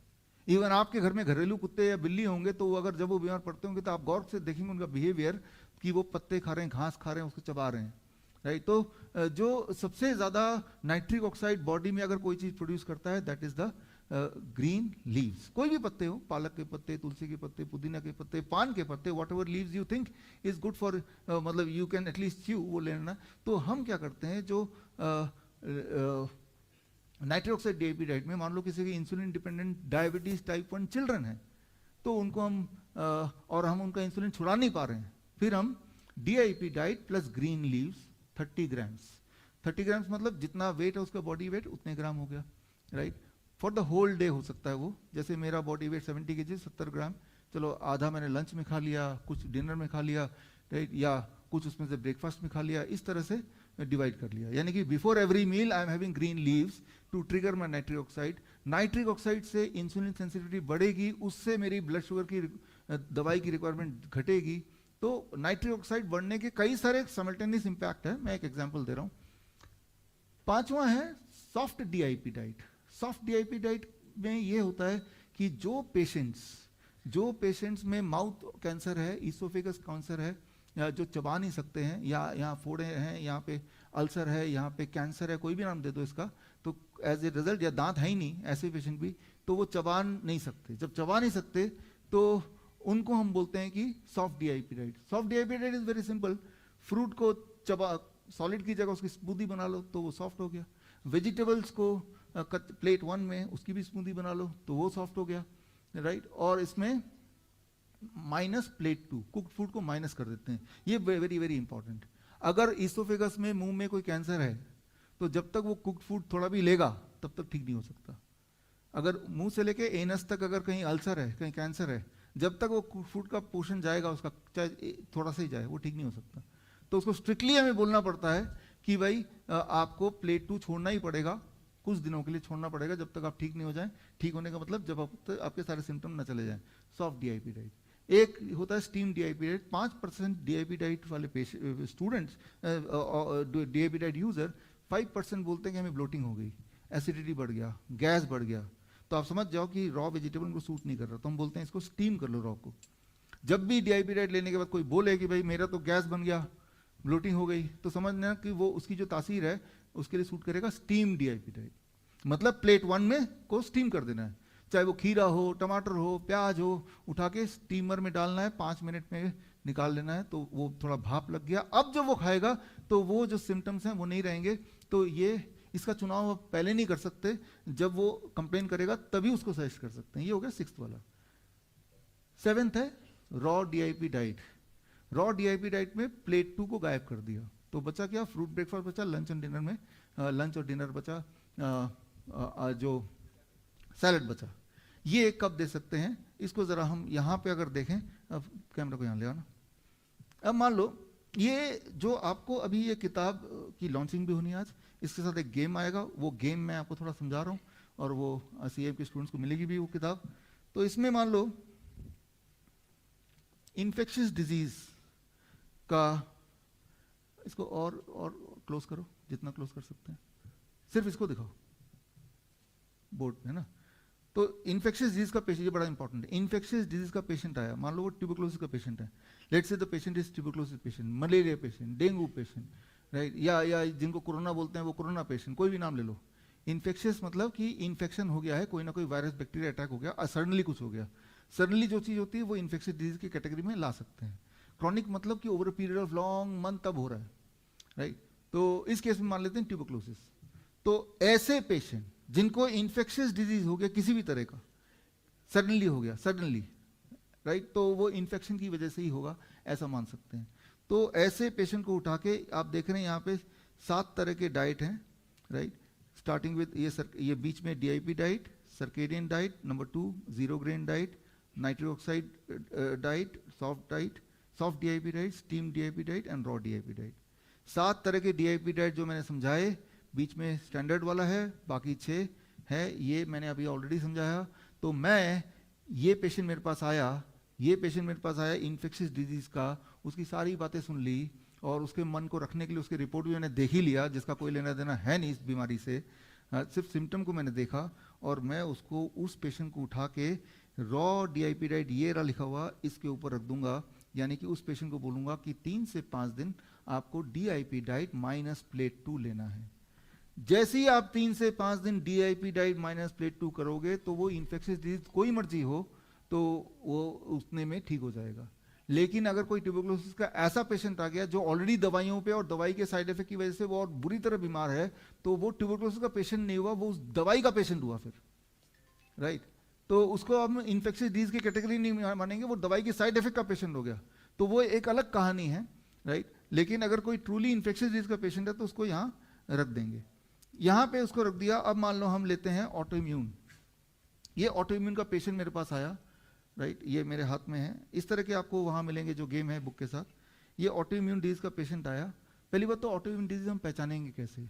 नॉर्मली जो डायबिटीज टाइप 1 है, जो छोटे बच्चे इंसुलिन वाले हैं, वो ऑटो इम्यून कैटेगरी में आते हैं, या फिर ऐसे बच्चे या ऐसे लोग जिनके मस्कुलर डिस्ट्रोफी के जो पेशेंट हैं, जिनकी बोन्स धीरे धीरे खत्म होने लगती है, कुछ दिन में उनके चलने फिरने की शक्ति खत्म हो जाती है, फिर ग्लास उठाने की शक्ति खत्म हो जाती है, फिर अपने गर्दन को भी सीधा रखने की शक्ति खत्म हो जाती है। तो इट इज मस्कुलर डिस्ट्रोफी, मतलब ये कि उनके खुद के मसल्स को, उनकी बॉडी की इम्यूनिटी ही खुद के मसल को ही खा रही है। Try to understand that. मतलब ऑटो इम्यून मतलब सेल्फ ईटिंग, अपना हमारी इम्यून सिस्टम हमें ही अटैक कर रही है। तो ऑटो इम्यून डिजीज के पेशेंट्स को हमें रखना है जीरो ग्रेन डीआईपी, ये जीरो ग्रेन वाला। यहां क्यों रखना है? क्योंकि अन्न पॉइजन नहीं है, लेकिन अन्न कई लोगों में ऑटो इम्यून ट्रिगर कर देता है। तो जब तक अन्न वो छोड़ेगा नहीं, तब तक उसकी ऑटोइम्यूनिटी स्विच ऑफ नहीं होगी, और जब तक वो स्विच ऑफ नहीं होगी तब तक वो डिटोरेट करता रहेगा, हर दिन उसकी हालत खराब होती रहेगी। अब मान लो कोई पेशेंट है, कैंसर का पेशेंट। पहले तो कैंसर का पेशेंट का मतलब वो नहीं कि जो डायग्नोस्टिक बायोप्सी की वजह से आता है। कैंसर का पेशेंट जो हम मानते हैं, मान लो आपने देखा बहुत बड़ा ट्यूमर है जो बढ़ते ही जा रहा है, हीमोग्लोबिन बड़ी तेजी से डाउन होता ही जा रहा है, बॉडी में कहीं एक जगह बड़ा पेन भी उसकी वजह से, अनयूजुअल तरीके से वेट घट भी रहा है। तो ऐसे जब पेशेंट हमारे सामने आते हैं, तो चाहे बॉडी में शायद कुछ कैंसर एक्टिविटी हो रहा होगा, तो उस पेशेंट को हम बोलते हैं कि भाई आप सर्केडियन डीआईपी डाइट में, उस पेशेंट को उठाया मैंने, सर्केडियन डीआईपी डाइट में रख दिया अगले 21 दिन तक कि भाई इसको करो, और जस्ट मॉनिटरिंग देम, राइट। तो ऐसे में वो पेशेंट में अगर बॉडी में पेन भी साथ साथ है कि भाई उसके बॉडी में पेन भी है, तो फिर इसके साथ वही जो मैंने आपको बताया था, lower leg hot water immersion, यानी कि ये जो लाइफ लाइन है, ये लाइफ लाइन यहां से उठाई और इसी पेशेंट के ऊपर कि भाई आपको ये lower leg hot water immersion भी करना पड़ेगा। तो lower leg hot water immersion is rule of thumb ये है कि जो ठीक नहीं हो रहा सभी को दे दो। आप सबके घर में बाल्टी है, और देते ही पहले दिन, पहले आधे घंटे में ही अगर उसको 10-20% फर्क पड़ गया पॉजिटिव, तो अब रोज करो। अगर बोलता है नहीं कुछ तो फर्क पड़ा नहीं, बिल्कुल भी कुछ नहीं, तो बोलो कि आप मत करो। तो मतलब ये इतना पावरफुल है, आपने भी देखा है कि इससे पहले दिन में ही पूरा फायदा दिख जाता है for most of the patients. अब जैसे मान लो जॉइंट पेन है किसी को, तो जॉइंट पेन के लिए भी यही जो ये जीरो ग्रेन डाइट है वही हम दे सकते हैं। नॉर्मली मैं ऐसे करता हूँ, जॉइंट पेन वाला पेशेंट आया, पहले तो चुपचाप उसको स्टैंडर्ड डीआईपी डाइट देता हूँ, इसी से ठीक हो जाना है। जो मर्जी पेशेंट आए, पहले तो आई स्टार्ट विद दिस, ये करके आओ। तो उसमें 90% पेशेंट छट जाते हैं, 10% दोबारा लौट के आते हैं कि इससे तो ठीक नहीं हुआ। अब उसको फिर मैं कैटेगराइज करता हूं कि भाई वो सर्केडियन देना है या जीरो ग्रेन देना है या स्टीम देना है। कुछ ना कुछ वो शिकायत लेके आएगा ना कि मेरा तो ब्लोटिंग हो गया था, मुझे तो गैस बन गया था, तो मैं समझ गया कि भाई डीआईपी सूट नहीं कर रहा, अब उसको मैं स्टीम दूंगा। या जब वो आया देखा कि उसके मुंह में दांत ही नहीं है फॉर एग्जांपल, यानी कि मैं उसको सॉफ्ट वाला दे दूंगा। इस तरह से पहले to start with standard DIP diet by protocol, लेकिन अगर उसकी आपने असेसमेंट किया कि मुंह में दांत ही नहीं है या फिर बहुत सारा फोड़ा है अंदर या इन्फ्लेमेशन है, चबा ही नहीं सकता, तो उस लिहाज से सॉफ्ट डीआईपी डाइट, राइट। तो start with otherwise standard DIP diet by protocol. For example मान लो कोई हमारे यहाँ पे क्रॉनिक किडनी डिजीज का पेशेंट आता है, राइट, तो स्टैंडर्ड डीआईपी डाइट में डाल दिया, पहले तो इसी से आप ठीक हो सकते हैं, राइट। अब अगर इससे नहीं हुआ, एक हफ्ता भी हो गया, कोई फर्क नहीं दिखा, अब उसको उठा के हमने सर्केडियन डीआईपी डाइट में डाल दिया, क्योंकि circadian DIP diet is tougher than the standard. उसमें एक ही बार कुक फूड खाने को मिल रहा है, तो चांसेस है कि उसको फॉलो ही नहीं करेगा कुछ दिन बाद। तो उसको शुरू में मैं नहीं देता, शुरू में तो स्टैंडर्ड वाली देते हैं, क्योंकि इसमें 2 बार कुक फूड खाने को मिल रहा है, तो उसकी जो एक क्रेविंग है वो भी उसको भी हम एड्रेस करते जाएंगे। अब मान लो ये लंग डिसऑर्डर का पेशेंट आया, अस्थमा का पेशेंट आ गया आपके पास, ये वेरी इंपॉर्टेंट, अस्थमा का पेशेंट आ गया आपके पास, वो एक पंप भी लगाता है, राइट, रोज इनहेलर लेता है और वो आपके पास खड़ा है, तो आप उसको कौन सा डाइट देंगे? अगर एक तो होता है ना कि भाई जल्दी ठीक करना है, और ये भी पता है कि ये पेशेंट जो बोल देंगे वो कर देगा, खाने वाने को विल पावर स्ट्रांग है उसका, तो फिर मैं उसको सर्केडियन डीआईपी डाइट दे दूंगा, क्योंकि ये इसका विल पावर स्ट्रांग है। तो उसको कौन सा डाइट देना है ये डिपेंड करता है उसकी साइकोलॉजी क्या है। अगर आपको लगता है ये बड़ा फूडी आदमी है, करेगा ही नहीं, तब तो स्टैंडर्ड दे देना। लगता है कि नहीं ये बड़ा स्ट्रांग विल पावर है, मान जाएगा, तो आपने सर्केडियन डीआईपी डाइट जिसमें एक ही बार प्लेट 2 मिलता है लंच में, ये दे दिया। प्लस आप में से कुछ लोगों ने पढ़ा होगा या हमने ट्रेनिंग में दिया Dan protocol, diet and nitric oxide protocol. Diet and ये लाइफलाइन है, ये आपको 5 लाइफलाइन मिले हैं, उनमें से एक लाइफलाइन तो lower leg hot water immersion है, दूसरा लाइफलाइन है diet and nitric oxide breathing. वो सिंपल है, ये सीएम में तो आपने पढ़ा है, जिन्होंने नहीं पढ़ा दूसरे कोर्स के, जब आप मुंह बंद करते हैं और मुंह बंद करके आवाज निकालते हैं, जैसे मैं मुंह बंद करूंगा अभी, ये आवाज कुछ भी हो सकता है, गुनगुनाना हो सकता है, या जब ओम बोल रहे हैं आप ओम, अब जो मुंह बंद के बाद जो आवाज आ रही है that is called nitric oxide breathing. इससे नाइट्रिक ऑक्साइड का प्रोडक्शन 15 गुना बढ़ जाता है इन कंपैरिजन टू बिना कुछ किए। तो आपको नाइट्रिक ऑक्साइड की इंपॉर्टेंस तो पता ही है। नाइट्रिक ऑक्साइड कहां पड़ता है? आपके रेस्पिरेटरी एरिया में। थोड़ी देर पहले मैं नाइट्रिक ऑक्साइड की बात कर रहा था इन कॉन्टेक्स्ट ऑफ हार्ट, अब मैं बात कर रहा हूं नाइट्रिक ऑक्साइड रेस्पिरेटरी ट्रैक में, या आपके लंग में नाइट्रिक ऑक्साइड बढ़ाना है, तो वो उसका तरीका Dan protocol, diet and nitric oxide, ये जो बुक लॉन्च होगी उसमें मिलेगा, सीएम के सारे स्टूडेंट को पता ही है। और मैंने आपको बता दिया कि रोज 20 मिनट तक जो लोग गुनगुनाते हैं, मुंह बंद करके आवाज अगर निकाल सकते हैं, तो नाइट्रिक ऑक्साइड प्रोडक्शन बढ़ता है, जिससे अगर आप डाइट डीआईपी डाइट के साथ ले लेते हैं, तो जो इनहेलर है वो कुछ दिनों में, हमारे हॉस्पिटल में आते हैं, तो आते हैं, अभी जो पंचकुला में हमारा नया हॉस्पिटल खुला है, आते हैं, और इस वाले कैंप में 2 पेशेंट ही थे जो अस्थमा के थे, गए दोनों के दोनों वही पंप छोड़ के ही गए। तो कभी कभी 2 ही दिन लगते हैं, कभी कभी थोड़ा ज्यादा भी लग सकता है, लेकिन थैंक यू। तो उसके लिए ऐसे पेशेंट्स को नाइट्रिक ऑक्साइड की प्रोडक्शन बढ़वा देनी है। अब नाइट्रिक ऑक्साइड की प्रोडक्शन को बढ़ाने के आपके पास 2 हथियार हैं। एक हथियार तो ये है lower leg hot water immersion, एक हथियार डाइट से भी बढ़ता है जो नॉर्मल फ्रूट एंड वेजिटेबल है, और बढ़ाना है तो पत्ते से। लेकिन पत्ते का नुकसान क्या है कि people are discourage to it. हमारे कैंप में आते हैं तो पत्ते जबरदस्ती हम खिला देते हैं, क्योंकि कैंप में पैसा देके आए हैं, है ना, तो उनको लगता है कि एक एक पैसा, एक एक पाई हिसाब होना चाहिए, तो खा लेते हैं उस 3 दिन, और खा लेते हैं तो असर भी आ जाते हैं, ठीक है ना। तो जब लंग डिसऑर्डर के पेशेंट हैं, उनको अगर वो विल पावर स्ट्रांग है, circadian DIP diet plus lower leg hot water immersion plus Dan protocol, ये तीनों चीज को मैंने उसको जोड़ दिया। इन तीनों में उसका रिजल्ट सबसे बेस्ट आता है, जो कि हम हॉस्पिटल सेटअप में करते हैं, बिकॉज तब वो हमारे कंट्रोल में है। अगर वो चाहे ना चाहे, जो हम खाने देंगे वो उसको खाना पड़ेगा, जिस टाइम पे देंगे उसको करना पड़ेगा, तो वहां पे तो उसका रिजल्ट आ जाता है, there we get the good result, right. लेकिन जो घर पे बैठा हुआ है, तो फिर वो करेगा नहीं करेगा, that depends on various other things. अब मान लो कोई मोटा पेशेंट आता है, कितना ही मोटा हो, मोटा मतलब ज़्यादा खाना खाता ही होगा, तो उसको ज़्यादा रिस्ट्रिक्शन नहीं कर सकते, फिर कुछ भी नहीं मानेगा। तो सिंपली उनको बोलते हैं आप कुछ नहीं करो, आप डीआईपी डाइट ही कर लो। इसमें तो आपने भी देखा है, मैंने भी देखा है, 1 महीने में 10% लगभग वेट घट ही जाता है, राइट, जो एक्स्ट्रा फैट है। तो अगर यहाँ पे बात नहीं बनती है, तब आएगा सर्केडियन डीआईपी डाइट, जहाँ पे कुक्ड फूड एक बार छोड़ना होता है, लेकिन ओबेसिटी में कोई दिक्कत ही नहीं है, हर बार वो ठीक उसकी वेट ठीक ही हो जाता है। हाइपरटेंशन बोल के कोई आता है उसको भी ये स्टैंडर्ड डीआईपी डाइट हमने डाल दिया, स्टैंडर्ड डीआईपी डाइट। तो मतलब लेकिन ये यहाँ पे आने के बाद, जैसे आज का केस था, एक वो लेडी है यहाँ पे अभी आके बोल रहा था कि भाई मैंने तो दिया लेकिन मेरे हस्बैंड को, बाकी लोगों को फायदा हुआ, उनको फायदा नहीं हुआ, उनको उनका ब्लड प्रेशर 170/100। इसका मतलब वो सिंपल हाइपरटेंशन नहीं होगा, उसमें जो किडनी वाला कंट्रीब्यूशन है ब्लड को कंट्रोल, ब्लड प्रेशर कंट्रोल करने में किडनी वाला अपना काम ठीक से नहीं कर रहा। लेकिन घबराने की कोई बात नहीं है, नहीं कर रहा तो करा देंगे। कैसे करा देंगे कि DIP diet plus lower leg hot water immersion 30 minutes रोज, तो कंट्रोल आ ही जाएगा, राइट। तो पहले तो डीआईपी डाइट से शुरू किया, अब अगर रिजल्ट नहीं आए तो ही हमने इसको इंक्लूड किया। अब चाहे वो सीकेडी का पेशेंट हो, ये आ गया हमारे पास, मेरे पास आया लीवर पेशेंट। लीवर पेशेंट जब भी आते हैं तो अपने पास हर बाकी पेशेंट के साथ कुछ रिपोर्ट भी लाते हैं, जिसमें फाइब्रो स्कैन वगैरह सब होता है, कि अल्ट्रासाउंड होता है कि देखो मेरी रिपोर्ट तो ये कह रही है। इंपॉर्टेंट है कि पेशेंट का शक्ल और उसकी बॉडी क्या कह रही है। क्या आपको लगता है उसका पेट में पानी खूब जम गया है? क्या आपके बॉडी में, उसके चेहरे में लगता है पीलापन है? तो वो आपका इंपॉर्टेंट मेजर। क्या आपके बॉडी में उसकी सूजन लग रही है? तो that is the important diagnosis rather than कि फाइब्रोस्कैन क्या कह रहा है। आज मैं फाइब्रोस्कैन कराऊंगा तो मुझे भी बोल देंगे आप तो लिवर सिरोसिस के स्टेज 3 के पेशेंट हैं। वो उसकी सेटिंग होती इस तरह है, वो स्टेज 3 या स्टेज 4, राइट, ऐसी होती है, राइट।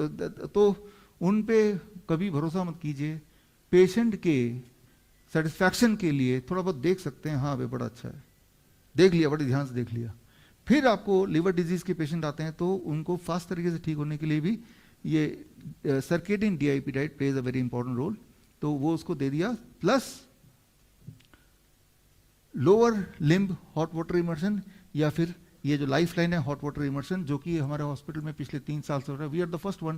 पहली बार ग्रैड सिस्टम आपसे 3 साल पहले ये मैंने डेवलप किया था कि जब लोअर हॉट वाटर इमर्शन के पानी में बैठ जाते हैं और ये डाइट जोड़ देते हैं तो इससे किडनी लिवर तेजी से ठीक होने लगती है, अक्सर ठीक हो जाती है।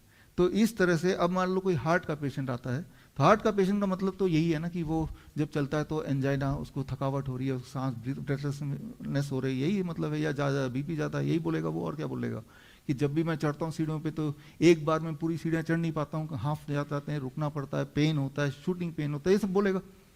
तो कुछ भी बोले, what I do, I always start with the first step कि भाई ये पहले तो यही करो, क्योंकि ये करेगा तो या तो ठीक हो जाएगा या तो ठीक नहीं होगा। अगर तो ठीक नहीं होगा, अब मैं बोलूंगा कि हार्ट डिजीज के उस एंजाइना को ठीक करने के लिए भाई साथ में lower leg hot water immersion, ये बाल्टी वाला आइडिया, इसको कर लो, ठीक है ना, आधे घंटे के लिए। अब दोनों कंबाइन कर दिया तो रिजल्ट आपके जो पहले नहीं आ रहे थे वो अब आ ही जाएंगे। ये we keep on doing in our hospital, but important है कि इसको करने के लिए हिम्स में आने की जरूरत नहीं है, तो कोई भी कहीं कर सकता है। और आप इसीलिए स्टूडेंट हैं कि जहां पे जो है जिस परिस्थिति में उसको वहीं ठीक कर दो, राइट, और उसके घर पे ही ठीक कर दो। तो उसको घर पे सटीक साइंटिफिक तरीके से ठीक करने के लिए these are the 7 type of DIP diet and there are 5 life line, right. उसमें से एक लाइफ लाइन है हेड डाउन टिल्ट, जिसके बारे में हमने पहले भी बहुत सारी बार डिस्कस किया, इसलिए इसको मैं कट शॉर्ट करूंगा। एक कॉन्ट्रास्ट वाटर इमर्शन, समय मिले, हाँ, पेस मेकर। देखिए पेस मेकर करता क्या है, पहले तो आपके दिमाग में बहुत सारे सवाल होंगे, ठीक है ना, तो लेकिन पेस मेकर आपने डाल ही दिया अंदर बॉडी में, जैसे तो क्या है कि you are now in control the doctors, उसकी बैटरी बदलनी पड़ेगी अब। तो अब उसके ट्रैप में फंस गए, अब पुलिस ने आपको हथकड़ी पहना ही दिया तो चाबी तो उसकी जेब में आ गई ना, अब जहां जहां वो जाएगा आपको जाना ही पड़ेगा, है ना। तो यानी कि हमारे कंट्रोल से बाहर हो गया वो। अदरवाइज जब पेस मेकर तभी पड़ता है कि जब किसी का हार्ट बीट 30 से कम हो जाए, है ना, तो पल्स रेट उसका कम हो गया 30 से, तो यानी कि जो इलेक्ट्रिकल सिग्नल ठीक से नहीं है, तो अब पेस मेकर उसकी वो बैटरी वो सपोर्ट कर रही है।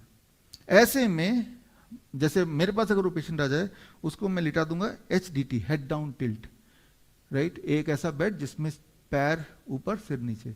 जब भी आप लेटेंगे, आप लेट के देखिएगा, आपका पल्स रेट बढ़ जाएगा उसी वक्त, लेकिन आपको पल्स रेट बढ़ाने की जरूरत नहीं, बिकॉज आपका ठीक है, उसका बढ़ाने की जरूरत है। जो हेड डाउन टिल्ट में लेटा दो 2 घंटे के लिए, बढ़ जाएगा, फिर दोबारा नॉर्मल आ जाएगा, नॉर्मल मतलब हेड डाउन टिल्ट छोड़ देगा। फिर अगर दोबारा घट जाता है तो दोबारा बिठा दो, दोबारा लिटा दो हेड डाउन टिल्ट में। Head down tilt plus DIP diet में बोलूंगा रोज 2 घंटे करे, तो उससे पल्स रेट बढ़ गया। तो जो पेस मेकर है वो पल्स रेट को ही तो बढ़ा रहा है ना आर्टिफिशियली बैटरी के माध्यम से। यहाँ पे पल्स रेट आप नेचुरली ग्रेविटी को यूज करके बढ़ा रहे हैं, तो उसको आप करेंगे। पेस मेकर तो एक बार लग गया तो जीवन भर चलेगा वो तो। हर कुछ कुछ साल बाद आपको बैटरी बदलनी पड़ेगी या पेस मेकर इटसेल्फ को बदलना पड़ेगा, हर कुछ कुछ महीने बाद चेकअप करने जाना पड़ेगा, वो जो भी बोल रहा है वो करना पड़ेगा।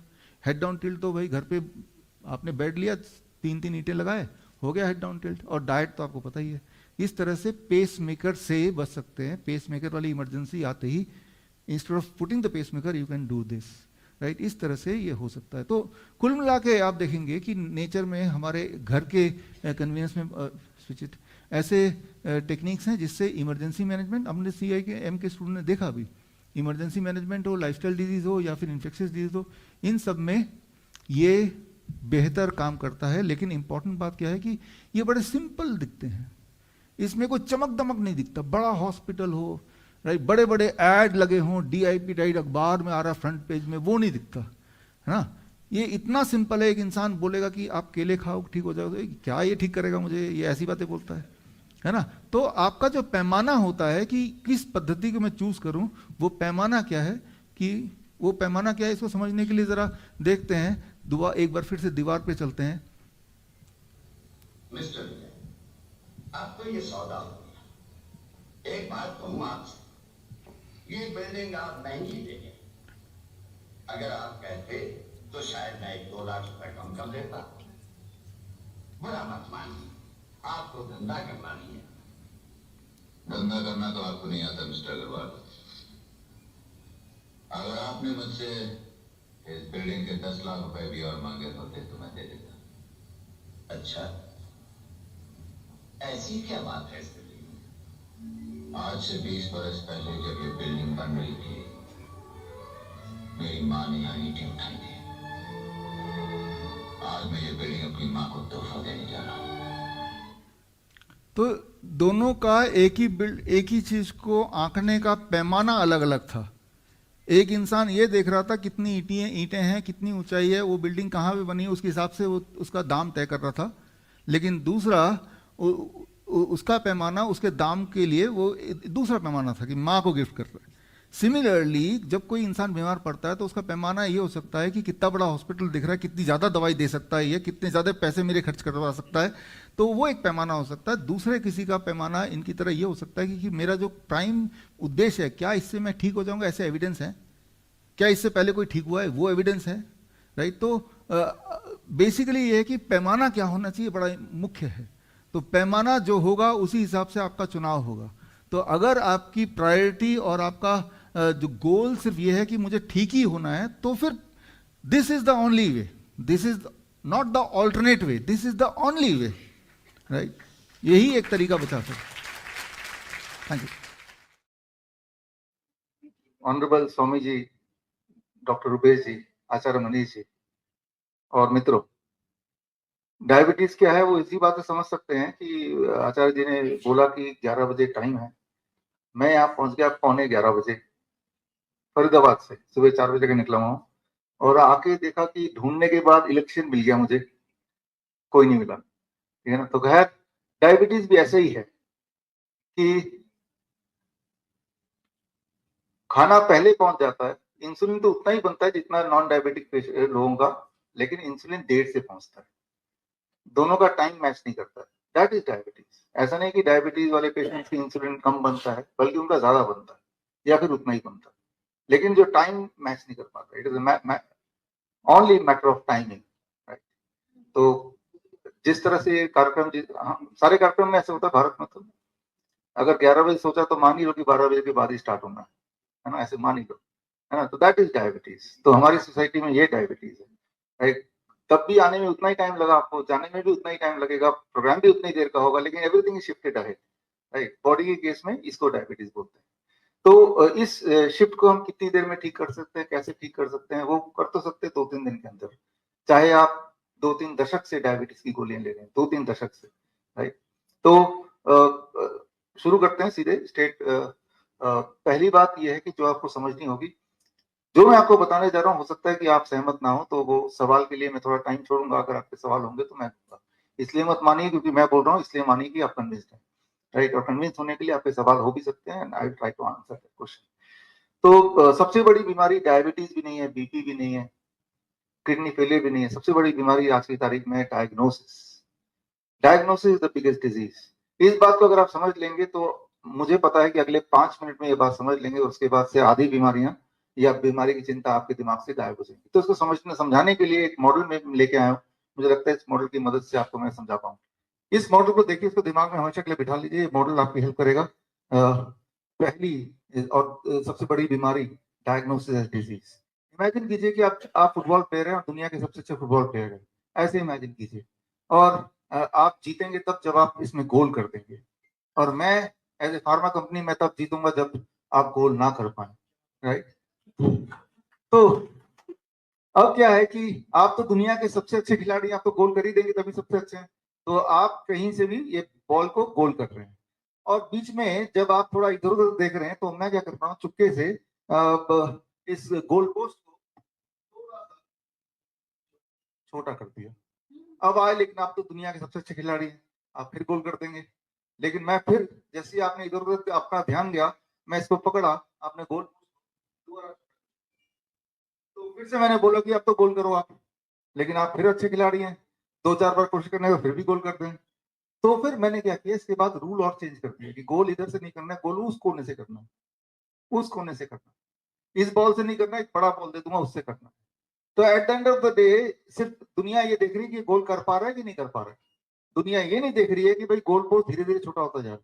दुनिया ये नहीं देख रही कि गोल करने के नियम बदलते जा रहे हैं। फिर अल्टीमेटली एक नियम बना दिया, गोल तो करना है लेकिन आंखों में पट्टी होनी चाहिए, तभी हम गोल मानेंगे। तो इस तरह से एक टाइम ऐसा आएगा कि आप दुनिया के कितने भी बड़े खिलाड़ी क्यों ना हो, आप गोल कर ही नहीं पाएंगे। इस तरह से सारी सिचुएशन को बना देंगे। तो बस ये जो मैंने आपको बताया, ये जो आपने देखा, यही आज की सच्चाई है। तो इसको अगर हम देखें अपने अलग अलग मेडिकल कंडीशन के कॉन्टेक्स्ट में, तो 1977 में Harrison principle of internal medicine की किताब अगर आप पढ़ते हैं, जो कि सबसे बड़ी किताब मानी जाती है, तो तब कोलेस्ट्रॉल का जो टोटल 300 से ऊपर अगर कोलेस्ट्रॉल किसी का रहेगा तभी उसे हाई कोलेस्ट्रॉल माना जाएगा। लेकिन 1988 आते हुए वो 300 का 250 हो गया, अपने आप ही ना जाने कैसे। और जब 250 हो गया, वही गोल पोस्ट वाली बात, वो गोल पोस्ट छोटा हो गया, कम हो गया। तो 10% ज्यादा लोग जो जिनका 250 से 300 के बीच में कोलेस्ट्रॉल रहता होगा, तो they also came under cholesterol problem automatically, उनकी गोलियां शुरू हो गई। फिर एटीपी 1 1988 एडल्ट ट्रीटमेंट पैनल 1 का एक रिकमेंडेशन आया। उस रिकमेंडेशन में उसको 240 कर दिया, गोल पोस्ट को थोड़ा और छोटा कर दिया, और साथ में एक कंडीशन और लगा दिया कि भाई अगर 240 के नीचे आया तब भी नहीं, साथ में एलडीएल भी होना चाहिए, राइट। तो एलडीएल बैड कोलेस्ट्रॉल को भी एक नया पैटर्न जोड़ दिया। तो ऐसा करते ही 20% लोग और बढ़ गए जो कोलेस्ट्रॉल के घेरे में आ गए।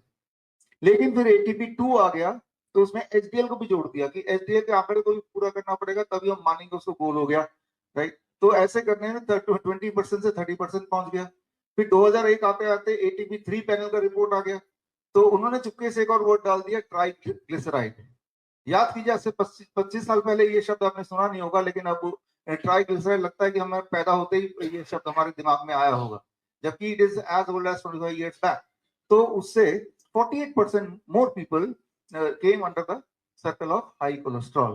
तो अगर आप इसको ध्यान से देखें तो धीरे धीरे आपको बात समझ आएगी यहाँ पे कि एक टाइम पे जिनको कोलेस्ट्रॉल हाई कोलेस्ट्रॉल नहीं बोला जाता था, अब वो घेरे में आते गए, घेरे में आते गए। और आज की बात अगर करें राइट नाउ, आप तो हॉस्पिटल जाने को जिनको ज्यादा एक्सपीरियंस है वो बताएंगे कि अगर आपकी उम्र 40 साल से ऊपर है तो नो मैटर अबाउट, राइट, आपको कोलेस्ट्रॉल दवाई तो ले ही लेनी चाहिए, है ना।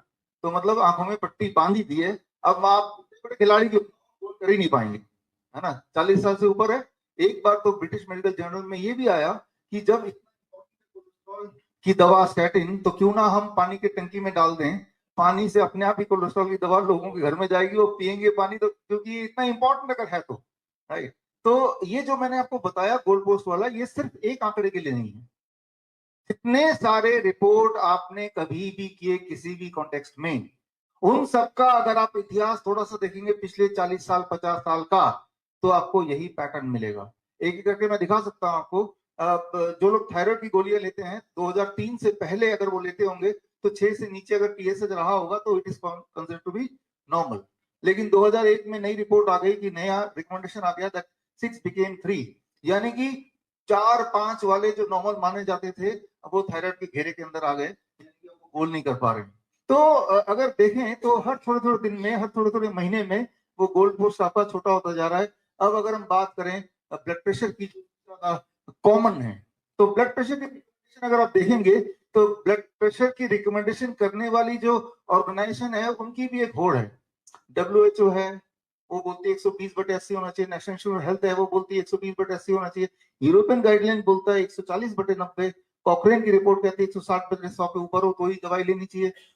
जॉइंट नेशनल कमेटी रिपोर्ट 8, वो उन्होंने ये अपना एज वाइज थोड़ा कैटेगराइज कर दिया।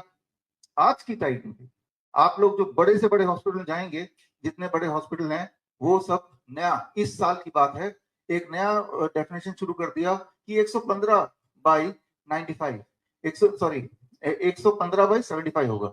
इससे अगर नीचे ऊपर है तो ही ले लो, मतलब 120/80 से भी नीचे कर दिया। राइट, जो जिनको आप टॉप डॉक्टर मानते हैं उनसे पूछ के देखिए, आप में से कुछ लोगों ने पूछा भी, राइट। तो आप देख रहे हैं गोल पोस्ट किस तरह से छोटा होता जा रहा है। तो इस आंकड़े के हिसाब से, इस क्राइटेरिया के हिसाब से हेल्दी वही है जिसने अपना टेस्ट ना कराया हो। जो भी टेस्ट करेगा वो फिर घेरे में आ ही जाएगा, राइट। तो अब मान लीजिए कि मैं फार्मास्यूटिकल कंपनी हूं, आपकी फार्मास्यूटिकल कंपनी है, इन आंकड़ों में से कौन सा वाला आंकड़ा आपको ज्यादा पसंद आएगा? 115 वाला। तो आप क्या करेंगे, उस वाले आंकड़े को लेंगे, उसी को लेके हर जगह प्रचार करेंगे। प्रचार करने के पैसे आपके पास, तो पब्लिक जो पढ़ेगी, आप तो जर्नल पढ़ेंगे नहीं, आप तो अखबार पढ़ेंगे, तो उसमें जो दिखाई देगा वो वही दिखाई देगा जो मोस्ट वेल पब्लिसाइज्ड हो। जो ज्यादा पब्लिसाइज्ड है वो ज्यादा ट्रू है, कोई जरूरी नहीं है। पब्लिसाइज्ड वो है जिससे ज्यादा अर्निंग होती है, जिससे ज्यादा पैसा मिलता है, वही ज्यादा पब्लिसाइज्ड होगा। तो सारे के सारे फार्मा कंपनी मिला के कोशिश करेंगे कि भाई जो आंकड़ा सबसे नीचे, फिलहाल तो 120/80 ऑफिशियली है, तो इसी को हर जगह फैला दो, और ये हमारे दिमाग में घुसा दिया। अब अगर कोई ये सोचे कि भाई कितना BP should be normal BP, ये एक इंपॉर्टेंट बात है। उसके लिए आप मानव के इतिहास को देख सकते हैं, पूरी दुनिया को देख सकते हैं। नॉर्वे एक ऐसा देश है जहां पे लगभग लोगों की बीपी ऑन एवरेज 150/90 रहती थी, यहाँ के स्टैंडर्ड के हिसाब से बहुत है। और नॉर्वे ही एक ऐसा देश है जहां पे लोगों की आयु सबसे लंबी होती है। ऑन एवरेज एक आम इंसान 80 साल तक तो जीता ही है। अब जरा सोचिए, यहाँ का एक डॉक्टर अगर नॉर्वे चला जाएगा तो क्या सोचेगा? बोलेगा इन सबको हार्ट अटैक आ जाएगा सर, ये दवाई देके बीपी कम कर दो। अब क्या हाई ब्लड प्रेशर से हार्ट अटैक आता है? इसका जवाब यही होगा कि जिन जिनको हार्ट अटैक आया है, क्या उनका ब्लड प्रेशर हाई था? इस सवाल के जवाब को ढूंढने की कोशिश की गई, और ये लैंसेट जो दुनिया का नंबर 1 जर्नल है, नंबर 1, उसमें ये निकला कि जिनका ब्लड प्रेशर लेस देन 120/70 रहता है, यानी कि लो ब्लड प्रेशर रहता है, उनमें हार्ट अटैक के चांसेस ज्यादा इन कंपैरिजन टू जिनका ब्लड प्रेशर ज्यादा रहता है, right. That is very important. अगर कोई आपको बोलता है कि हाई ब्लड प्रेशर से हार्ट अटैक के चांसेस ज्यादा होंगे, तो आप पूछिए भाई आप रिसर्च पेपर दिखाओ, जैसे मैं दिखा रहा हूँ, राइट। वो बोलेगा या मैं बोलूंगा तो नहीं मानना। कितने लोग क्या बोल रहे हैं इंपॉर्टेंट नहीं है, सबूत कौन दिखा रहा है वो इंपॉर्टेंट है। इस बात को अगर आप मानते हैं, then you will be able to relate with me. अब देखिए, ब्लड प्रेशर एक्चुअली कितना रहना चाहिए, ये एक इंपॉर्टेंट मुद्दा है। आप जब भी अपना ब्लड प्रेशर चेक करेंगे तो आपको अपने ब्लड प्रेशर से ही चेक करना है, कंपैरिजन। मैं इसको थोड़ा समझा देता हूँ, एक एक करके आगे बढ़ते हैं। 5 मिनट के बाद सोल्यूशन पाएंगे, अभी तो सिर्फ प्रॉब्लम पे है। मान लीजिए मैं अभी वियतनाम गया था, मुझे एकदम ध्यान आया यार, रुपेश जी के लिए तो एक चप्पल लेना था गिफ्ट करने के लिए, तो लेकिन उनका तो साइज मैंने लिया नहीं।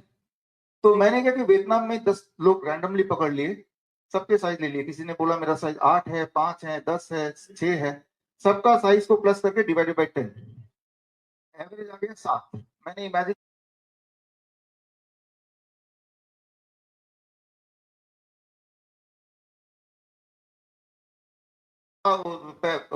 चप्पल छोटा हो गया। मैंने अरे चप्पल छोटा कैसे, चप्पल तो बिल्कुल ठीक, बड़े साइज का, आपको सर्जरी करानी पड़ेगी पैर की। तो ये है कि आप अपने पैर को चप्पल के हिसाब से ढालना चाहते हैं, जबकि चप्पल आपके पैर के हिसाब से होना चाहिए। You are trying to fit yourself in the parameter जो आपके लिए है ही नहीं। आप एक ऐसे पैरामीटर में फिट करना चाहते हैं अपने पैर को जो आपके हिसाब से नहीं बना, जिसमें जिन लोगों के एवरेज लिए गए वो न जाने कहां के लोग हैं। अच्छा, तो कितना साइज नॉर्मल साइज होगा? कोई भी साइज नॉर्मल होगा ना, जिसका भी जो साइज है वो उसके लिए नॉर्मल है ना, क्योंकि उस साइज के पैर में वो अच्छी तरह चल पाएगा, भगवान को पता। मेरी वाइफ का ब्लड प्रेशर रहता है 20 साल से जानता हूँ 100/60 या 70 ऐसे ही रहता है शुरू से। So that is her normal. किसी का किसी दिन उसका 120/80 हो जाएगा, अब उसका हाई है। You have to understand that. तो जब भी आप अपना ब्लड प्रेशर चेक करेंगे तो आपको ये देखना है इतिहास में, in your history, what had been your blood pressure. तो किसी का, गांधी जी का ब्लड प्रेशर कितना रहता था? 200/100। क्या आपको लगता है वो हेल्थी नहीं थे, एनर्जेटिक नहीं थे, हार्ट अटैक से मर गए या मर जाते? कोई ऐसा सिम्टम था? वो सुपर एनर्जेटिक थे। उनके लिए वही उनका नॉर्मल ब्लड प्रेशर है। आपका नॉर्मल, इनका चप्पल साइज हो सकता है 12 हो, मेरा हो सकता है 8 हो, राइट? तो दैट इज माई नॉर्मल। तो नॉर्मल का जो डेफिनेशन है दैट में change and that should change with the person, जिस इंसान का वो बॉडी है।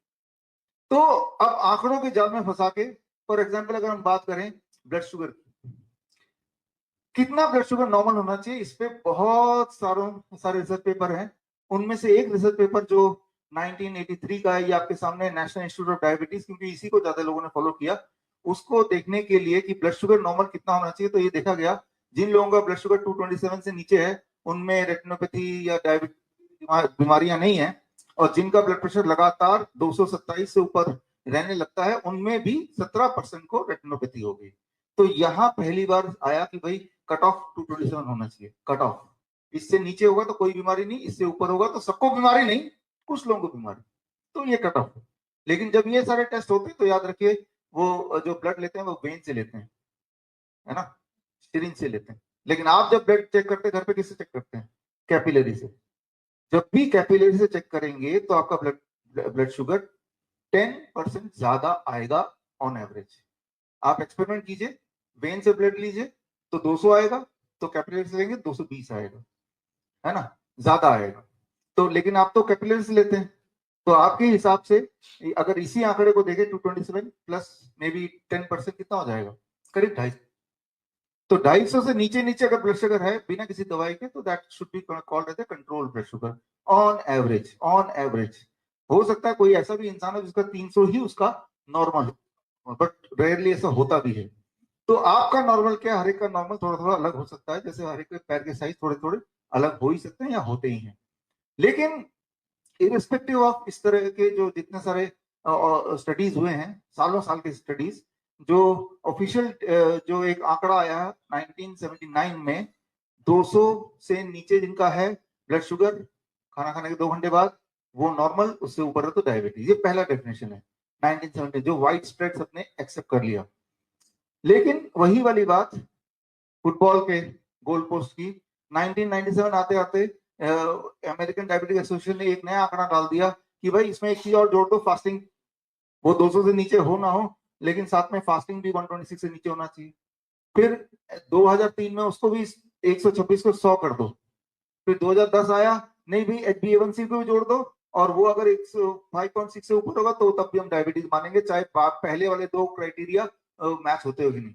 आप गौर करेंगे कि जैसे जैसे समय बीतता जा रहा है, एक एक चुपके चुपके नए नियम आते जा रहे हैं और गोल पोस्ट को छोटा करते जा रहे हैं। और ऐसे में एक टाइम अभी तो आ ही चुका है कि भाई अगर आप ब्लड शुगर पे सारे आंकड़े चेक करेंगे, कोई ना कोई तो गोल के बाहर आ जाएगा, चाहे आप कितने बड़े फुटबॉल प्लेयर क्यों ना हो, चाहे आप दुनिया के सबसे हेल्दी इंसान क्यों ना हो।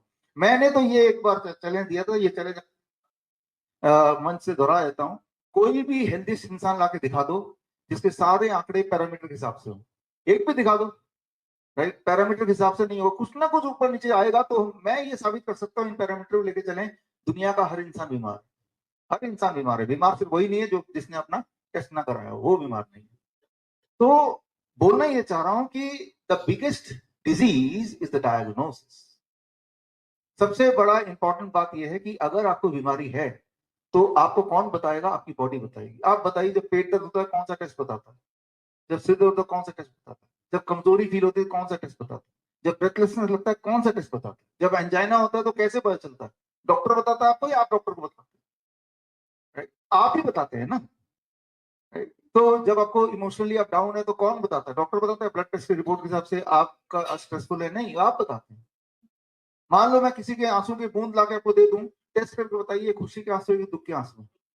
दुनिया का कौन सा टेस्ट है जो बता देगा कि ये खुशी के आंसू है कि दुख के आंसू है? इतने सारे टेस्ट हैं, तो कौन बता सकता है खुशी के आंसू के दुख के आंसू है? जिसके आंसू है वो बता सकता है ना। तो आपकी बॉडी आपको लगातार सिग्नल दे रही है, लेकिन आप क्या कर रहे हो? उस सिग्नल को इग्नोर करके जो ऑलरेडी जो वाइड स्प्रेड पब्लिसाइज्ड है उसको मान रहे हैं, अपनी आंख अपनी बॉडी को नहीं मान रहे। बस यहीं से बीमारी शुरू होती है, क्योंकि यहां से इलाज शुरू होगा ना। इलाज इज द डिजीज, राइट। लेकिन फिर भी आंकड़े कभी कभी देखने पड़ते हैं हमारे हॉस्पिटल, हिम्स हॉस्पिटल में, क्योंकि लोग जब आते हैं हॉस्पिटल में, हमारे हॉस्पिटल में, तो अक्सर दवाइयों को लेके ही आते हैं। वो दवाई ऑलरेडी ले रहे हैं, यानी कि उन्होंने अपने बॉडी को पोल्यूट कर दिया। अब दवाई को टेपर डाउन करना है तो हमें एक आंकड़ा, कुछ ना कुछ रेफरेंस पॉइंट लेना पड़ेगा, जिसके भरोसे हम दवाइयों को टेपर डाउन करें। हट, तो एक आंकड़ा जो आपको याद रखना है 250, 250 mg पर डेसीलीटर। 250 मतलब खाना खाने के 2 घंटे बाद अगर बिना किसी दवाई के आपका ब्लड शुगर 250 से नीचे आ रहा है तो that is normal. Blood pressure में भी 250 का आंकड़ा याद रखिए। अगर सिस्टोलिक एंड डायस्टोलिक, ऊपर और नीचे वाले दोनों मिला दीजिए, अगर 250 से नीचे आ रहा है तो ठीक है, एक्सेप्टेबल रेंज में। मान लो किसी का 150/90 है तो टोटल कितना हुआ? 240 हुआ, तो 250 से नीचे है ना। सिमिलरली टोटल कोलेस्ट्रॉल अगर 250 से नीचे है, परफेक्ट है बिल्कुल। LDL, HDL, triglyceride, lipid profile, उसकी जरूरत नहीं है। लेकिन अगर 250 से ऊपर है तो क्या हमें दवाई लेनी चाहिए? अगर 250 से ऊपर आपका कोलेस्ट्रॉल आ रहा है तो दवाई तब भी नहीं लेनी चाहिए, लेकिन तब आपको कोलेस्ट्रॉल खाना बंद करना पड़ेगा। अच्छा, कैसे पता चलेगा कौन से फूड में कोलेस्ट्रॉल है? Very simple. भगवान ने कोलेस्ट्रॉल बनाने की क्षमता सिर्फ जानवरों को दी है, एनिमल्स को। वी आर एनिमल्स, तो हमारी बॉडी कोलेस्ट्रॉल बना सकती है। तो एनिमल फूड बंद कर दीजिए। अच्छा बताइए, डेयरी प्रोडक्ट प्लांट फूड है कि एनिमल फूड है? एनिमल फूड, तो उसमें कोलेस्ट्रॉल है। काजू प्लांट है कि एनिमल है? तो उसमें कोलेस्ट्रॉल नहीं है। जब भी कोई चीज आप उठाए खाने के लिए, आप ये बताइए इसका सोर्स प्लांट से है कि एनिमल से? कहा प्लांट से है, खा लेता हूँ। काजू ढेर सारा खाइए, कोलेस्ट्रॉल है ही नहीं उसमें, क्योंकि भगवान ने प्लांट को शक्ति नहीं दी कोलेस्ट्रॉल बनाने की। आपकी बॉडी उतनी कोलेस्ट्रॉल बनाती है जितनी की आवश्यकता है। अब जो आप एक्स्ट्रा खा रहे हैं दैट बिकम्स एक्सेस, तो एक्स्ट्रा खाना ही नहीं है। अभी आज से 10 दिन पहले में लेक्चर था, और जब मैंने बोला कि एनिमल फूड खाना छोड़ दो तो वो आधे लोग तो जाने लगे। तो मैंने रोका, मैंने कम कर दो, ऐसा करो कि वो वाला एनिमल खाया करो जिसमें कम कोलेस्ट्रॉल हो। तो कैसे पता चलेगा कौन से एनिमल में कम कोलेस्ट्रॉल है? क्योंकि वो तो सारे एनिमल ईटर हैं, वियतनामीज, है ना। तो मैंने कहा कि याद रखिए, लेस नंबर ऑफ लेग्स, जितने कम पैर हो जानवर के उतने कम कोलेस्ट्रॉल। बकरी है, सुअर है, 4 पैर, खूब कोलेस्ट्रॉल, बिल्कुल नहीं खाना कभी। मुर्गी से 2 ही पैर है, चलो थोड़ा बहुत खा लेना, खाना ही है तो वहां तो बोलना ही पड़ता है। मछली 1 भी पैर नहीं है, चलो फिर भी ये उससे अच्छा है, राइट। एक आदमी ने बोला सांप खा सकते हैं, कोई पैर ही नहीं उसके, लिटरली। हाँ, तो लेकिन सांप के स्किन के अंदर there are millions of legs, small small legs, बहुत सारे। तो यानी कि कितना खतरनाक है। ऑक्टोपस 8 पैर छोड़ दो, यानी कि उनको तो मैं यही बोलता हूँ कि जब आप खाएंगे, खाने से पहले पूछ लो भाई कितने टांग है इसमें। 4 टांग छोड़ो यार, 2 टांग कभी कभी खा लो, 1 टांग फिर उससे बेटर है। मतलब ये कि आइडिया ये है कि जो चीजों में कोलेस्ट्रॉल है या तो उसको पूरी तरह छोड़ दो, और जो लोग ये कसम ही खा रही है छोड़ना नहीं है तो कम कर दो, राइट। थोड़ा सा दिमाग लगा के रीएडजस्ट करो। तो अगर कोलेस्ट्रॉल ज्यादा है, इसका मतलब कोलेस्ट्रॉल खा रहे हैं वही वाला ज्यादा है, तो उसको तो कम किया जा सकता है। Now you know how to do it, right. दवाई लेके अगर कोलेस्ट्रॉल कम करने की कोई कोशिश करेगा, याद रखिए दुनिया का जो सबसे इंपॉर्टेंट अगर कोई एक न्यूट्रिएंट है दैट इज कोलेस्ट्रॉल। एक एक्सपेरिमेंट कीजिए, आप एक अंडा लीजिए और उसको लैब में भेज के बताइए इसमें सबसे ज्यादा मात्रा में क्या है। 68% एग के अंदर जो होता है वो कोलेस्ट्रॉल होता है, और बाकी सारा कुछ मिला के बाकी सब कुछ protein and vitamin and minerals. तो एक अंडे से चिड़िया बनती है, उसमें सबसे ज्यादा कंट्रीब्यूशन कोलेस्ट्रॉल का ही है, पूरी जिंदगी आ जाती है। तो हमारे बॉडी के जितने सारे फंक्शनिंग आप जानते हो, चाहे बाल से लेके नाखून से लेके ब्लड से लेके ऑल काइंड ऑफ हार्मोन से लेके, इसमें कोलेस्ट्रॉल के या outer layer of the each of the cell सब कुछ कोलेस्ट्रॉल ही तो है। जो चीज सब कुछ है जिससे जिंदगी शुरू हुई है उसी को आप कम करना चाहते हैं। तो ये कोलेस्ट्रॉल को, उसके ऊपर मेरी किताब है, वो किताब आगे मैं लिंक दे दूं। ये किताब क्या है यहाँ पे, हाई कोलेस्ट्रॉल मेडिकल फ्रॉड, ये किताब आप पढ़ेंगे, या डायबिटीज गाइडलाइन, जिसके बेसिस पे मैंने 250 का ये आपको बताया। तो ये स्क्रीन पे जो लिंक है इसमें जाके आप फ्री डाउनलोड कर सकते हैं, वैसे अमेजन वगैरह में तो बिक ही रहा है। तो मैं ये बोलना चाह रहा हूँ, जो भी मैं बता रहा हूँ उसका मैं रेफरेंस दे रहा हूँ कि इसके डीप में जाना है तो ये रेफरेंस है, ऐसे जस्ट बिना रेफरेंस के नहीं है। एक आखिरी एक आंकड़ा है, उसके बाद हम सोल्यूशन चाहते हैं करना क्या है। क्रॉनिक किडनी डिजीज पेशेंट हमारे हॉस्पिटल में, यहाँ डेराबस्सी में है, पंचकुला में है, बाकी अलग अलग शहरों में है। क्रॉनिक किडनी डिजीज के पेशेंट्स आते हैं, या सो कॉल्ड पेशेंट, कागजी पेशेंट बोलता हूं मैं इनको, आके दौड़ते हुए आते हैं, बोलते हैं कि भाई, पूछता हूं मैं कई बार मिलता हूं तो, क्या तकलीफ है आपको। वो बहुत ज्यादा परेशान, बहुत ज्यादा दुखी, सारा परिवार। क्यों? क्योंकि मेरा किडनी फेल हो चुका, बिल्कुल फेल। मैं कैसे पता आपको? डॉक्टर ने बताया। मैंने, आपके बॉडी ने कुछ बताया होगा, आपकी बॉडी में कोई सिम्टम होंगे, कोई डिस्कम्फर्ट? नहीं नहीं, डॉक्टर ने बताया, वो पेपर में है। मैंने कहा क्या पेपर में है? कहा मेरा किडनी जो है ना बढ़ा हुआ है। अब क्रिएटिनिन के बढ़ने से क्या किसी का किडनी फेल होने का कोई कनेक्शन है? एक इंपॉर्टेंट बात है। आप सोचेंगे ये कैसी बातें कर रहे हैं, लेकिन एविडेंस बेस्ड बात, अगर तो कनेक्शन है तो क्या कनेक्शन है। तो उस पे थोड़ा अगर बात करेंगे तो एक ही लाइन बोलूं, एक दो line, because chronic kidney disease में देख रहा हूँ पिछले 4-5 साल से बहुत सारे पेशेंट्स डायग्नोस होते हैं क्रॉनिक। असली वाले पेशेंट नहीं, असली वाले पेशेंट तो है ही है, नकली वाले पेशेंट, कागजी पेशेंट, कागज में क्रिएटिनिन बढ़ा है तो वो ऐलान कर दिया ये तो किडनी फेल हो गया, अब अगला स्टेज डायलिसिस और ट्रांसप्लांट। एक एक्सपेरिमेंट करके देखिए, जो आप में से सबसे हेल्दीएस्ट हो, उसको अगर कोई ये कन्विंस कर दे कि आपका किडनी फेल हो चुका है, उसके बाद उसकी हालत देखिए उसी वक्त, आधा तो वही मर जाएगा वो, है ना, वैसा ही बिहेव करेगा, भूख ही नहीं लगेगी। फिर सब लोग कन्विंस हो जाएंगे ये तो वाकई में डॉक्टर ने बोला, ये तो वैसे ही दिख रहा है, और उसका डायलिसिस शुरू हो जाएगा। यानी कि उसकी जर्नी एज ए पेशेंट शुरू हो ही गया। क्रिएटिनिन क्या है, उसके लिए ये समझना होगा, जब भी हमारे बॉडी में कोई इंफेक्शन आता है, खांसी जुकाम बुखार डेंगू मलेरिया होते रहते सभी को, हम ठीक भी हो जाते हैं। जब भी कभी कोई इंफेक्शन आएगा, बुखार आएगा, तो क्रिएटिनिन हम सबका बढ़ जाता है। उस वक्त आप केएफटी रिपोर्ट कराइए, हम सब किडनी पेशेंट कहलाएंगे। लेकिन इंफेक्शन खत्म हो जाएगा तो वो भी कम हो जाएगा। क्रिएटिनिन प्रोटेक्ट करता है ब्लड को कि इंफेक्शन और ना फैले। जो लोग स्टेरॉइड लेते हैं, बाई चांस उनका क्रिएटिनिन बढ़ा हुआ मिलेगा तो स्टेरॉइड छोड़ दीजिए। That does not mean that your kidney fail. या एक एक्सपेरिमेंट कर सकते हैं, जो लोग मांसाहारी हैं, एक्सपेरिमेंटली, मांस नहीं खाना चाहिए, मैं तो नहीं खाता हूँ, ना ही मैं किसी को खाना बोलता हूँ, लेकिन जो लोग एक्सपेरिमेंट करना चाहते हैं एज एक्सपेरिमेंट, अपना केएफटी टेस्ट कराइए और उसके बाद क्रेटिनिन चेक करके आप खूब सारा मीट खा लीजिए, खूब सारा पेट भर के, 2 घंटे बाद फिर चेक करा लीजिए, 2 घंटे के अंदर आपका क्रेटिनिन बढ़ जाएगा। तो क्या आप मानेंगे 2 घंटे के अंदर मेरा किडनी फेल हो गया? जितना क्रेटिनिन खाएंगे उतना ब्लड में क्रेटिनिन दिखेगा। मत खाइए क्रेटिनिन, एनिमल फूड मत खाइए, डेयरी प्रोडक्ट मत खाइए, क्रेटिनिन अपने आप नीचे आ जाएगा। राइट। सो आप एक और सिंपल एक्सपेरिमेंट, कोई आप पहलवान पकड़ लीजिए जिसके मसल बने, उसका आप केएफटी रिपोर्ट कराइए, उसका क्रेटिनिन हाई मिलेगा। जितने ज्यादा मसल उतना क्रेटिनिन ज्यादा। लेकिन कभी कभी जब किडनी फेलियर होता है तब भी क्रेटिनिन बढ़ जाता है। तो क्रेटिनिन बढ़ने के 5 कारण में से एक कारण जरूर किडनी फेलियर है, लेकिन 4 कारण ऐसे भी है जो किडनी फेलियर के अलावा है। तो हमें यह पहचानना होगा कि वो किडनी फेलियर की वजह से क्रेटिनिन बढ़ गया या फिर बाकी 4 वजह से बढ़ गया। अगर बाकी 4 वजह से, तो उन वजह को हमें टैकल करना। अच्छा, हमें कैसे पता चलता है कि ये किडनी फेल की वजह से बढ़ गया? आपको मैं सिखाना चाहता हूँ अगले 1 मिनट में, ताकि आप और हम मिलकर कम से कम लोगों के दिमाग में शंका और चिंता किडनी को लेके वो तो ठीक हो जाए। हम कैसे पहचानते हैं, मैं कैसे पहचानता हूँ कि असली वाला किडनी पेशेंट, ना कि सिर्फ रिपोर्ट में। जब भी आप असली वाले किडनी पेशेंट से मिलेंगे, सबसे पहले उसके पैर को देखिए। पैर में स्वेलिंग होगी, ये पहली निशानी है, swelling on the legs, right. दूसरी निशानी, उससे पूछिए उसका बीपी कैसे रहता है। अनयूजुअली हाई रहता है, जैसा पहले नहीं रहता था उसका 2 साल पहले, 200/100, दवाइयों से भी कंट्रोल नहीं हो रहा। दूसरी निशानी। तीसरी निशानी, उसका यूरिन आउटपुट 400 ml से नीचे होगा।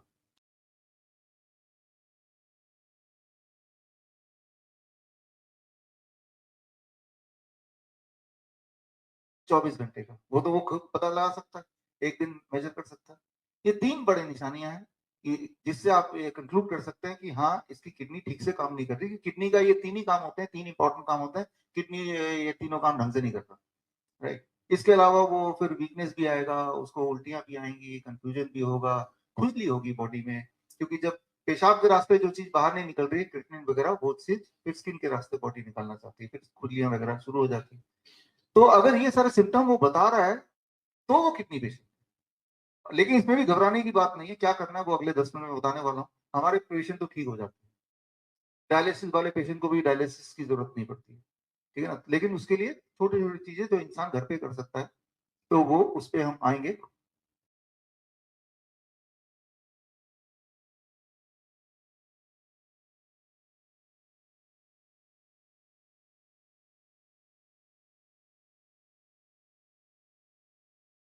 तो जिनको ये लगता है कि क्रिएटिनिन के बढ़ने से इंसान की मृत्यु जल्दी होती है, तो इस बात को के सत्यता को पता लगाने के लिए एक बहुत बड़ा ये ऑब्जर्वेशन स्टडी हुआ आपके सामने है, दुनिया का सबसे बड़ा स्टडी। 5388 पेशेंट्स जो जिनका क्रिएटिनिन बढ़ा हुआ था, उनमें देखा गया कि भाई कुछ साल उनको फॉलो अप किया कि क्या ज्यादा क्रिएटिनिन वाले की मृत्यु ज्यादा जल्दी होती है। लेकिन कंक्लूजन निकला जितना ज्यादा क्रिएटिनिन उतनी कम मृत्यु। उल्टा, अमंग द किडनी पेशेंट्स में हाई क्रिएटिनिन जिनका होगा उनमें मृत्यु होने के चांसेस कम है इन कंपैरिजन टू जिनमें लो क्रिएटिनिन होगा या कंपैरेटिवली क्रिएटिनिन लो होगा। तो ये रहा इसका एग्जांपल। तो creatinine itself do not say anything, वो अपने आप में एक मिसलीडिंग नंबर है, और जो कंफर्मेटरी है वो क्या है, आपके बॉडी के symptom, that is very important. एक आखिरी बात बता के फिर सीधे हम आते हैं कि करना क्या होगा, क्या नहीं करना होगा, वो मैंने बता दिया कि डायग्नोसिस विल मेक यू। और उसके एक आखिरी एक छोटा सा वीडियो आप देखिए। हमने 3 साल पहले एक्सपेरिमेंट किया, कुत्ते, बिल्ली, चूहा, बंदर, सबके नाक और मुंह से स्वैब निकाला जैसे कोरोना में होता था ना, और निकाल के हमने कोविड टेस्ट लैब चले गए और जाके दे दिया। ये फलों के भी कुछ सैंपल ले लिए, मच्छर मक्खी के भी सैंपल ले लिए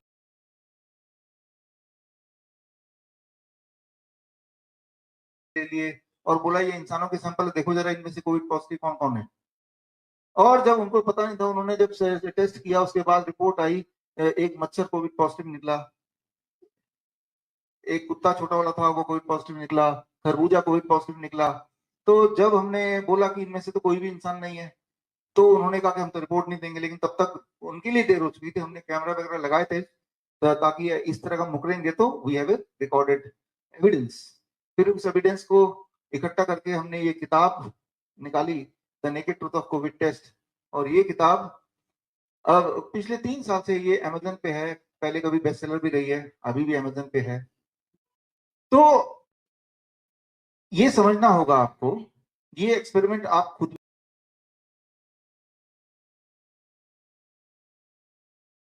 भी करके देखिए।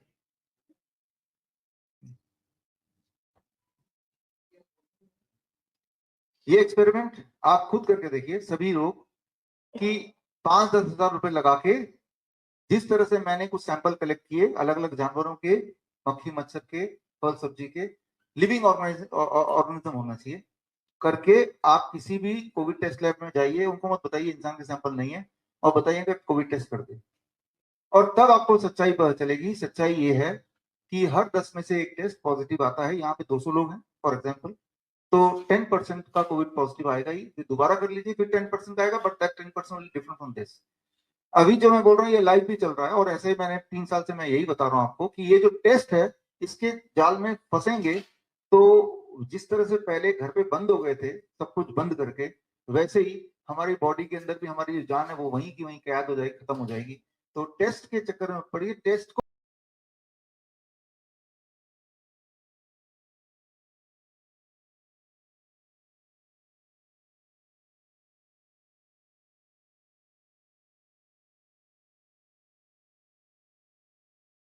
को टेस्ट कीजिए, टेस्ट को टेस्ट कीजिए कि भाई क्या ये सत्य है। कोई चीज सत्य इसलिए नहीं बन जाती क्योंकि बहुत लोग बोल रहे हैं। सत्य वही होता है जिसका कोई सबूत हो। इस बात को अगर माने ये भी बोल रहा है, वो भी बोल रहा है, अखबार भी बोल रहा है, टीवी, तो सच्ची होगा। एक तो एक तरीका है। दूसरा तरीका सबूत क्या है। तो अगर आप इस तरीके में बिलीव करते हैं सब लोग बोल रहे हैं तो ठीक ही होगा, तो गुमराह आप हो सकते हैं। और सवाल जान और माल की है। तो जो बातें मैंने बताई अभी टेस्ट के ऊपर एक पूरा दिन का सेशन कभी हो सकता है, जैसे बायोप्सी है, पेट स्कैन है, लेकिन फिर सोल्यूशन की बात नहीं कर पाएंगे, किसी और दिन हम करेंगे। लेकिन आपको अगर इंटरेस्ट है कैंसर के टेस्ट का, डायग्नोसिस के बारे में जानना है, हार्ट के टेस्ट का, तो ये 3 किताबें आप देख रहे हैं यहाँ पे, rapid tortoise model for cancer cure and fish tank model for heart care, ये bishrup.com/e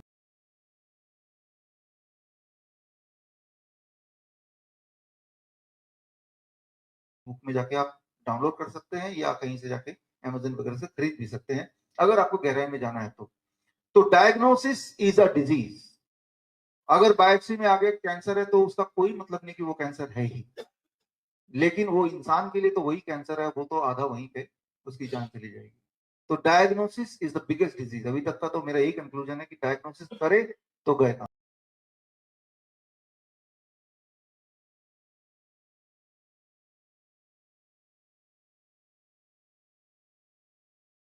गए काम से कैसे पता चलेगा हम बीमार हैं? आपकी बॉडी बताएगी ना।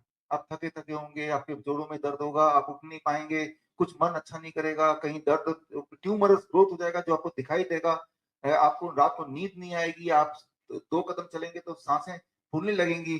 तो ये सारे सिम्टम्स होंगे। आपके पैर सूज जाएंगे, यूरिन आउटपुट कम होगा तो आपको पूरी बॉडी फूल जाएगी। तो ये सारे सिम्टम्स होंगे। अगर सिम्टम नहीं है तो आप परफेक्ट ही हैं। आपको किसी और के बनाए हुए चप्पल में अपने के हिसाब से अपने पैर को नहीं, आपको रीशेप करना है, ये इंपॉर्टेंट है।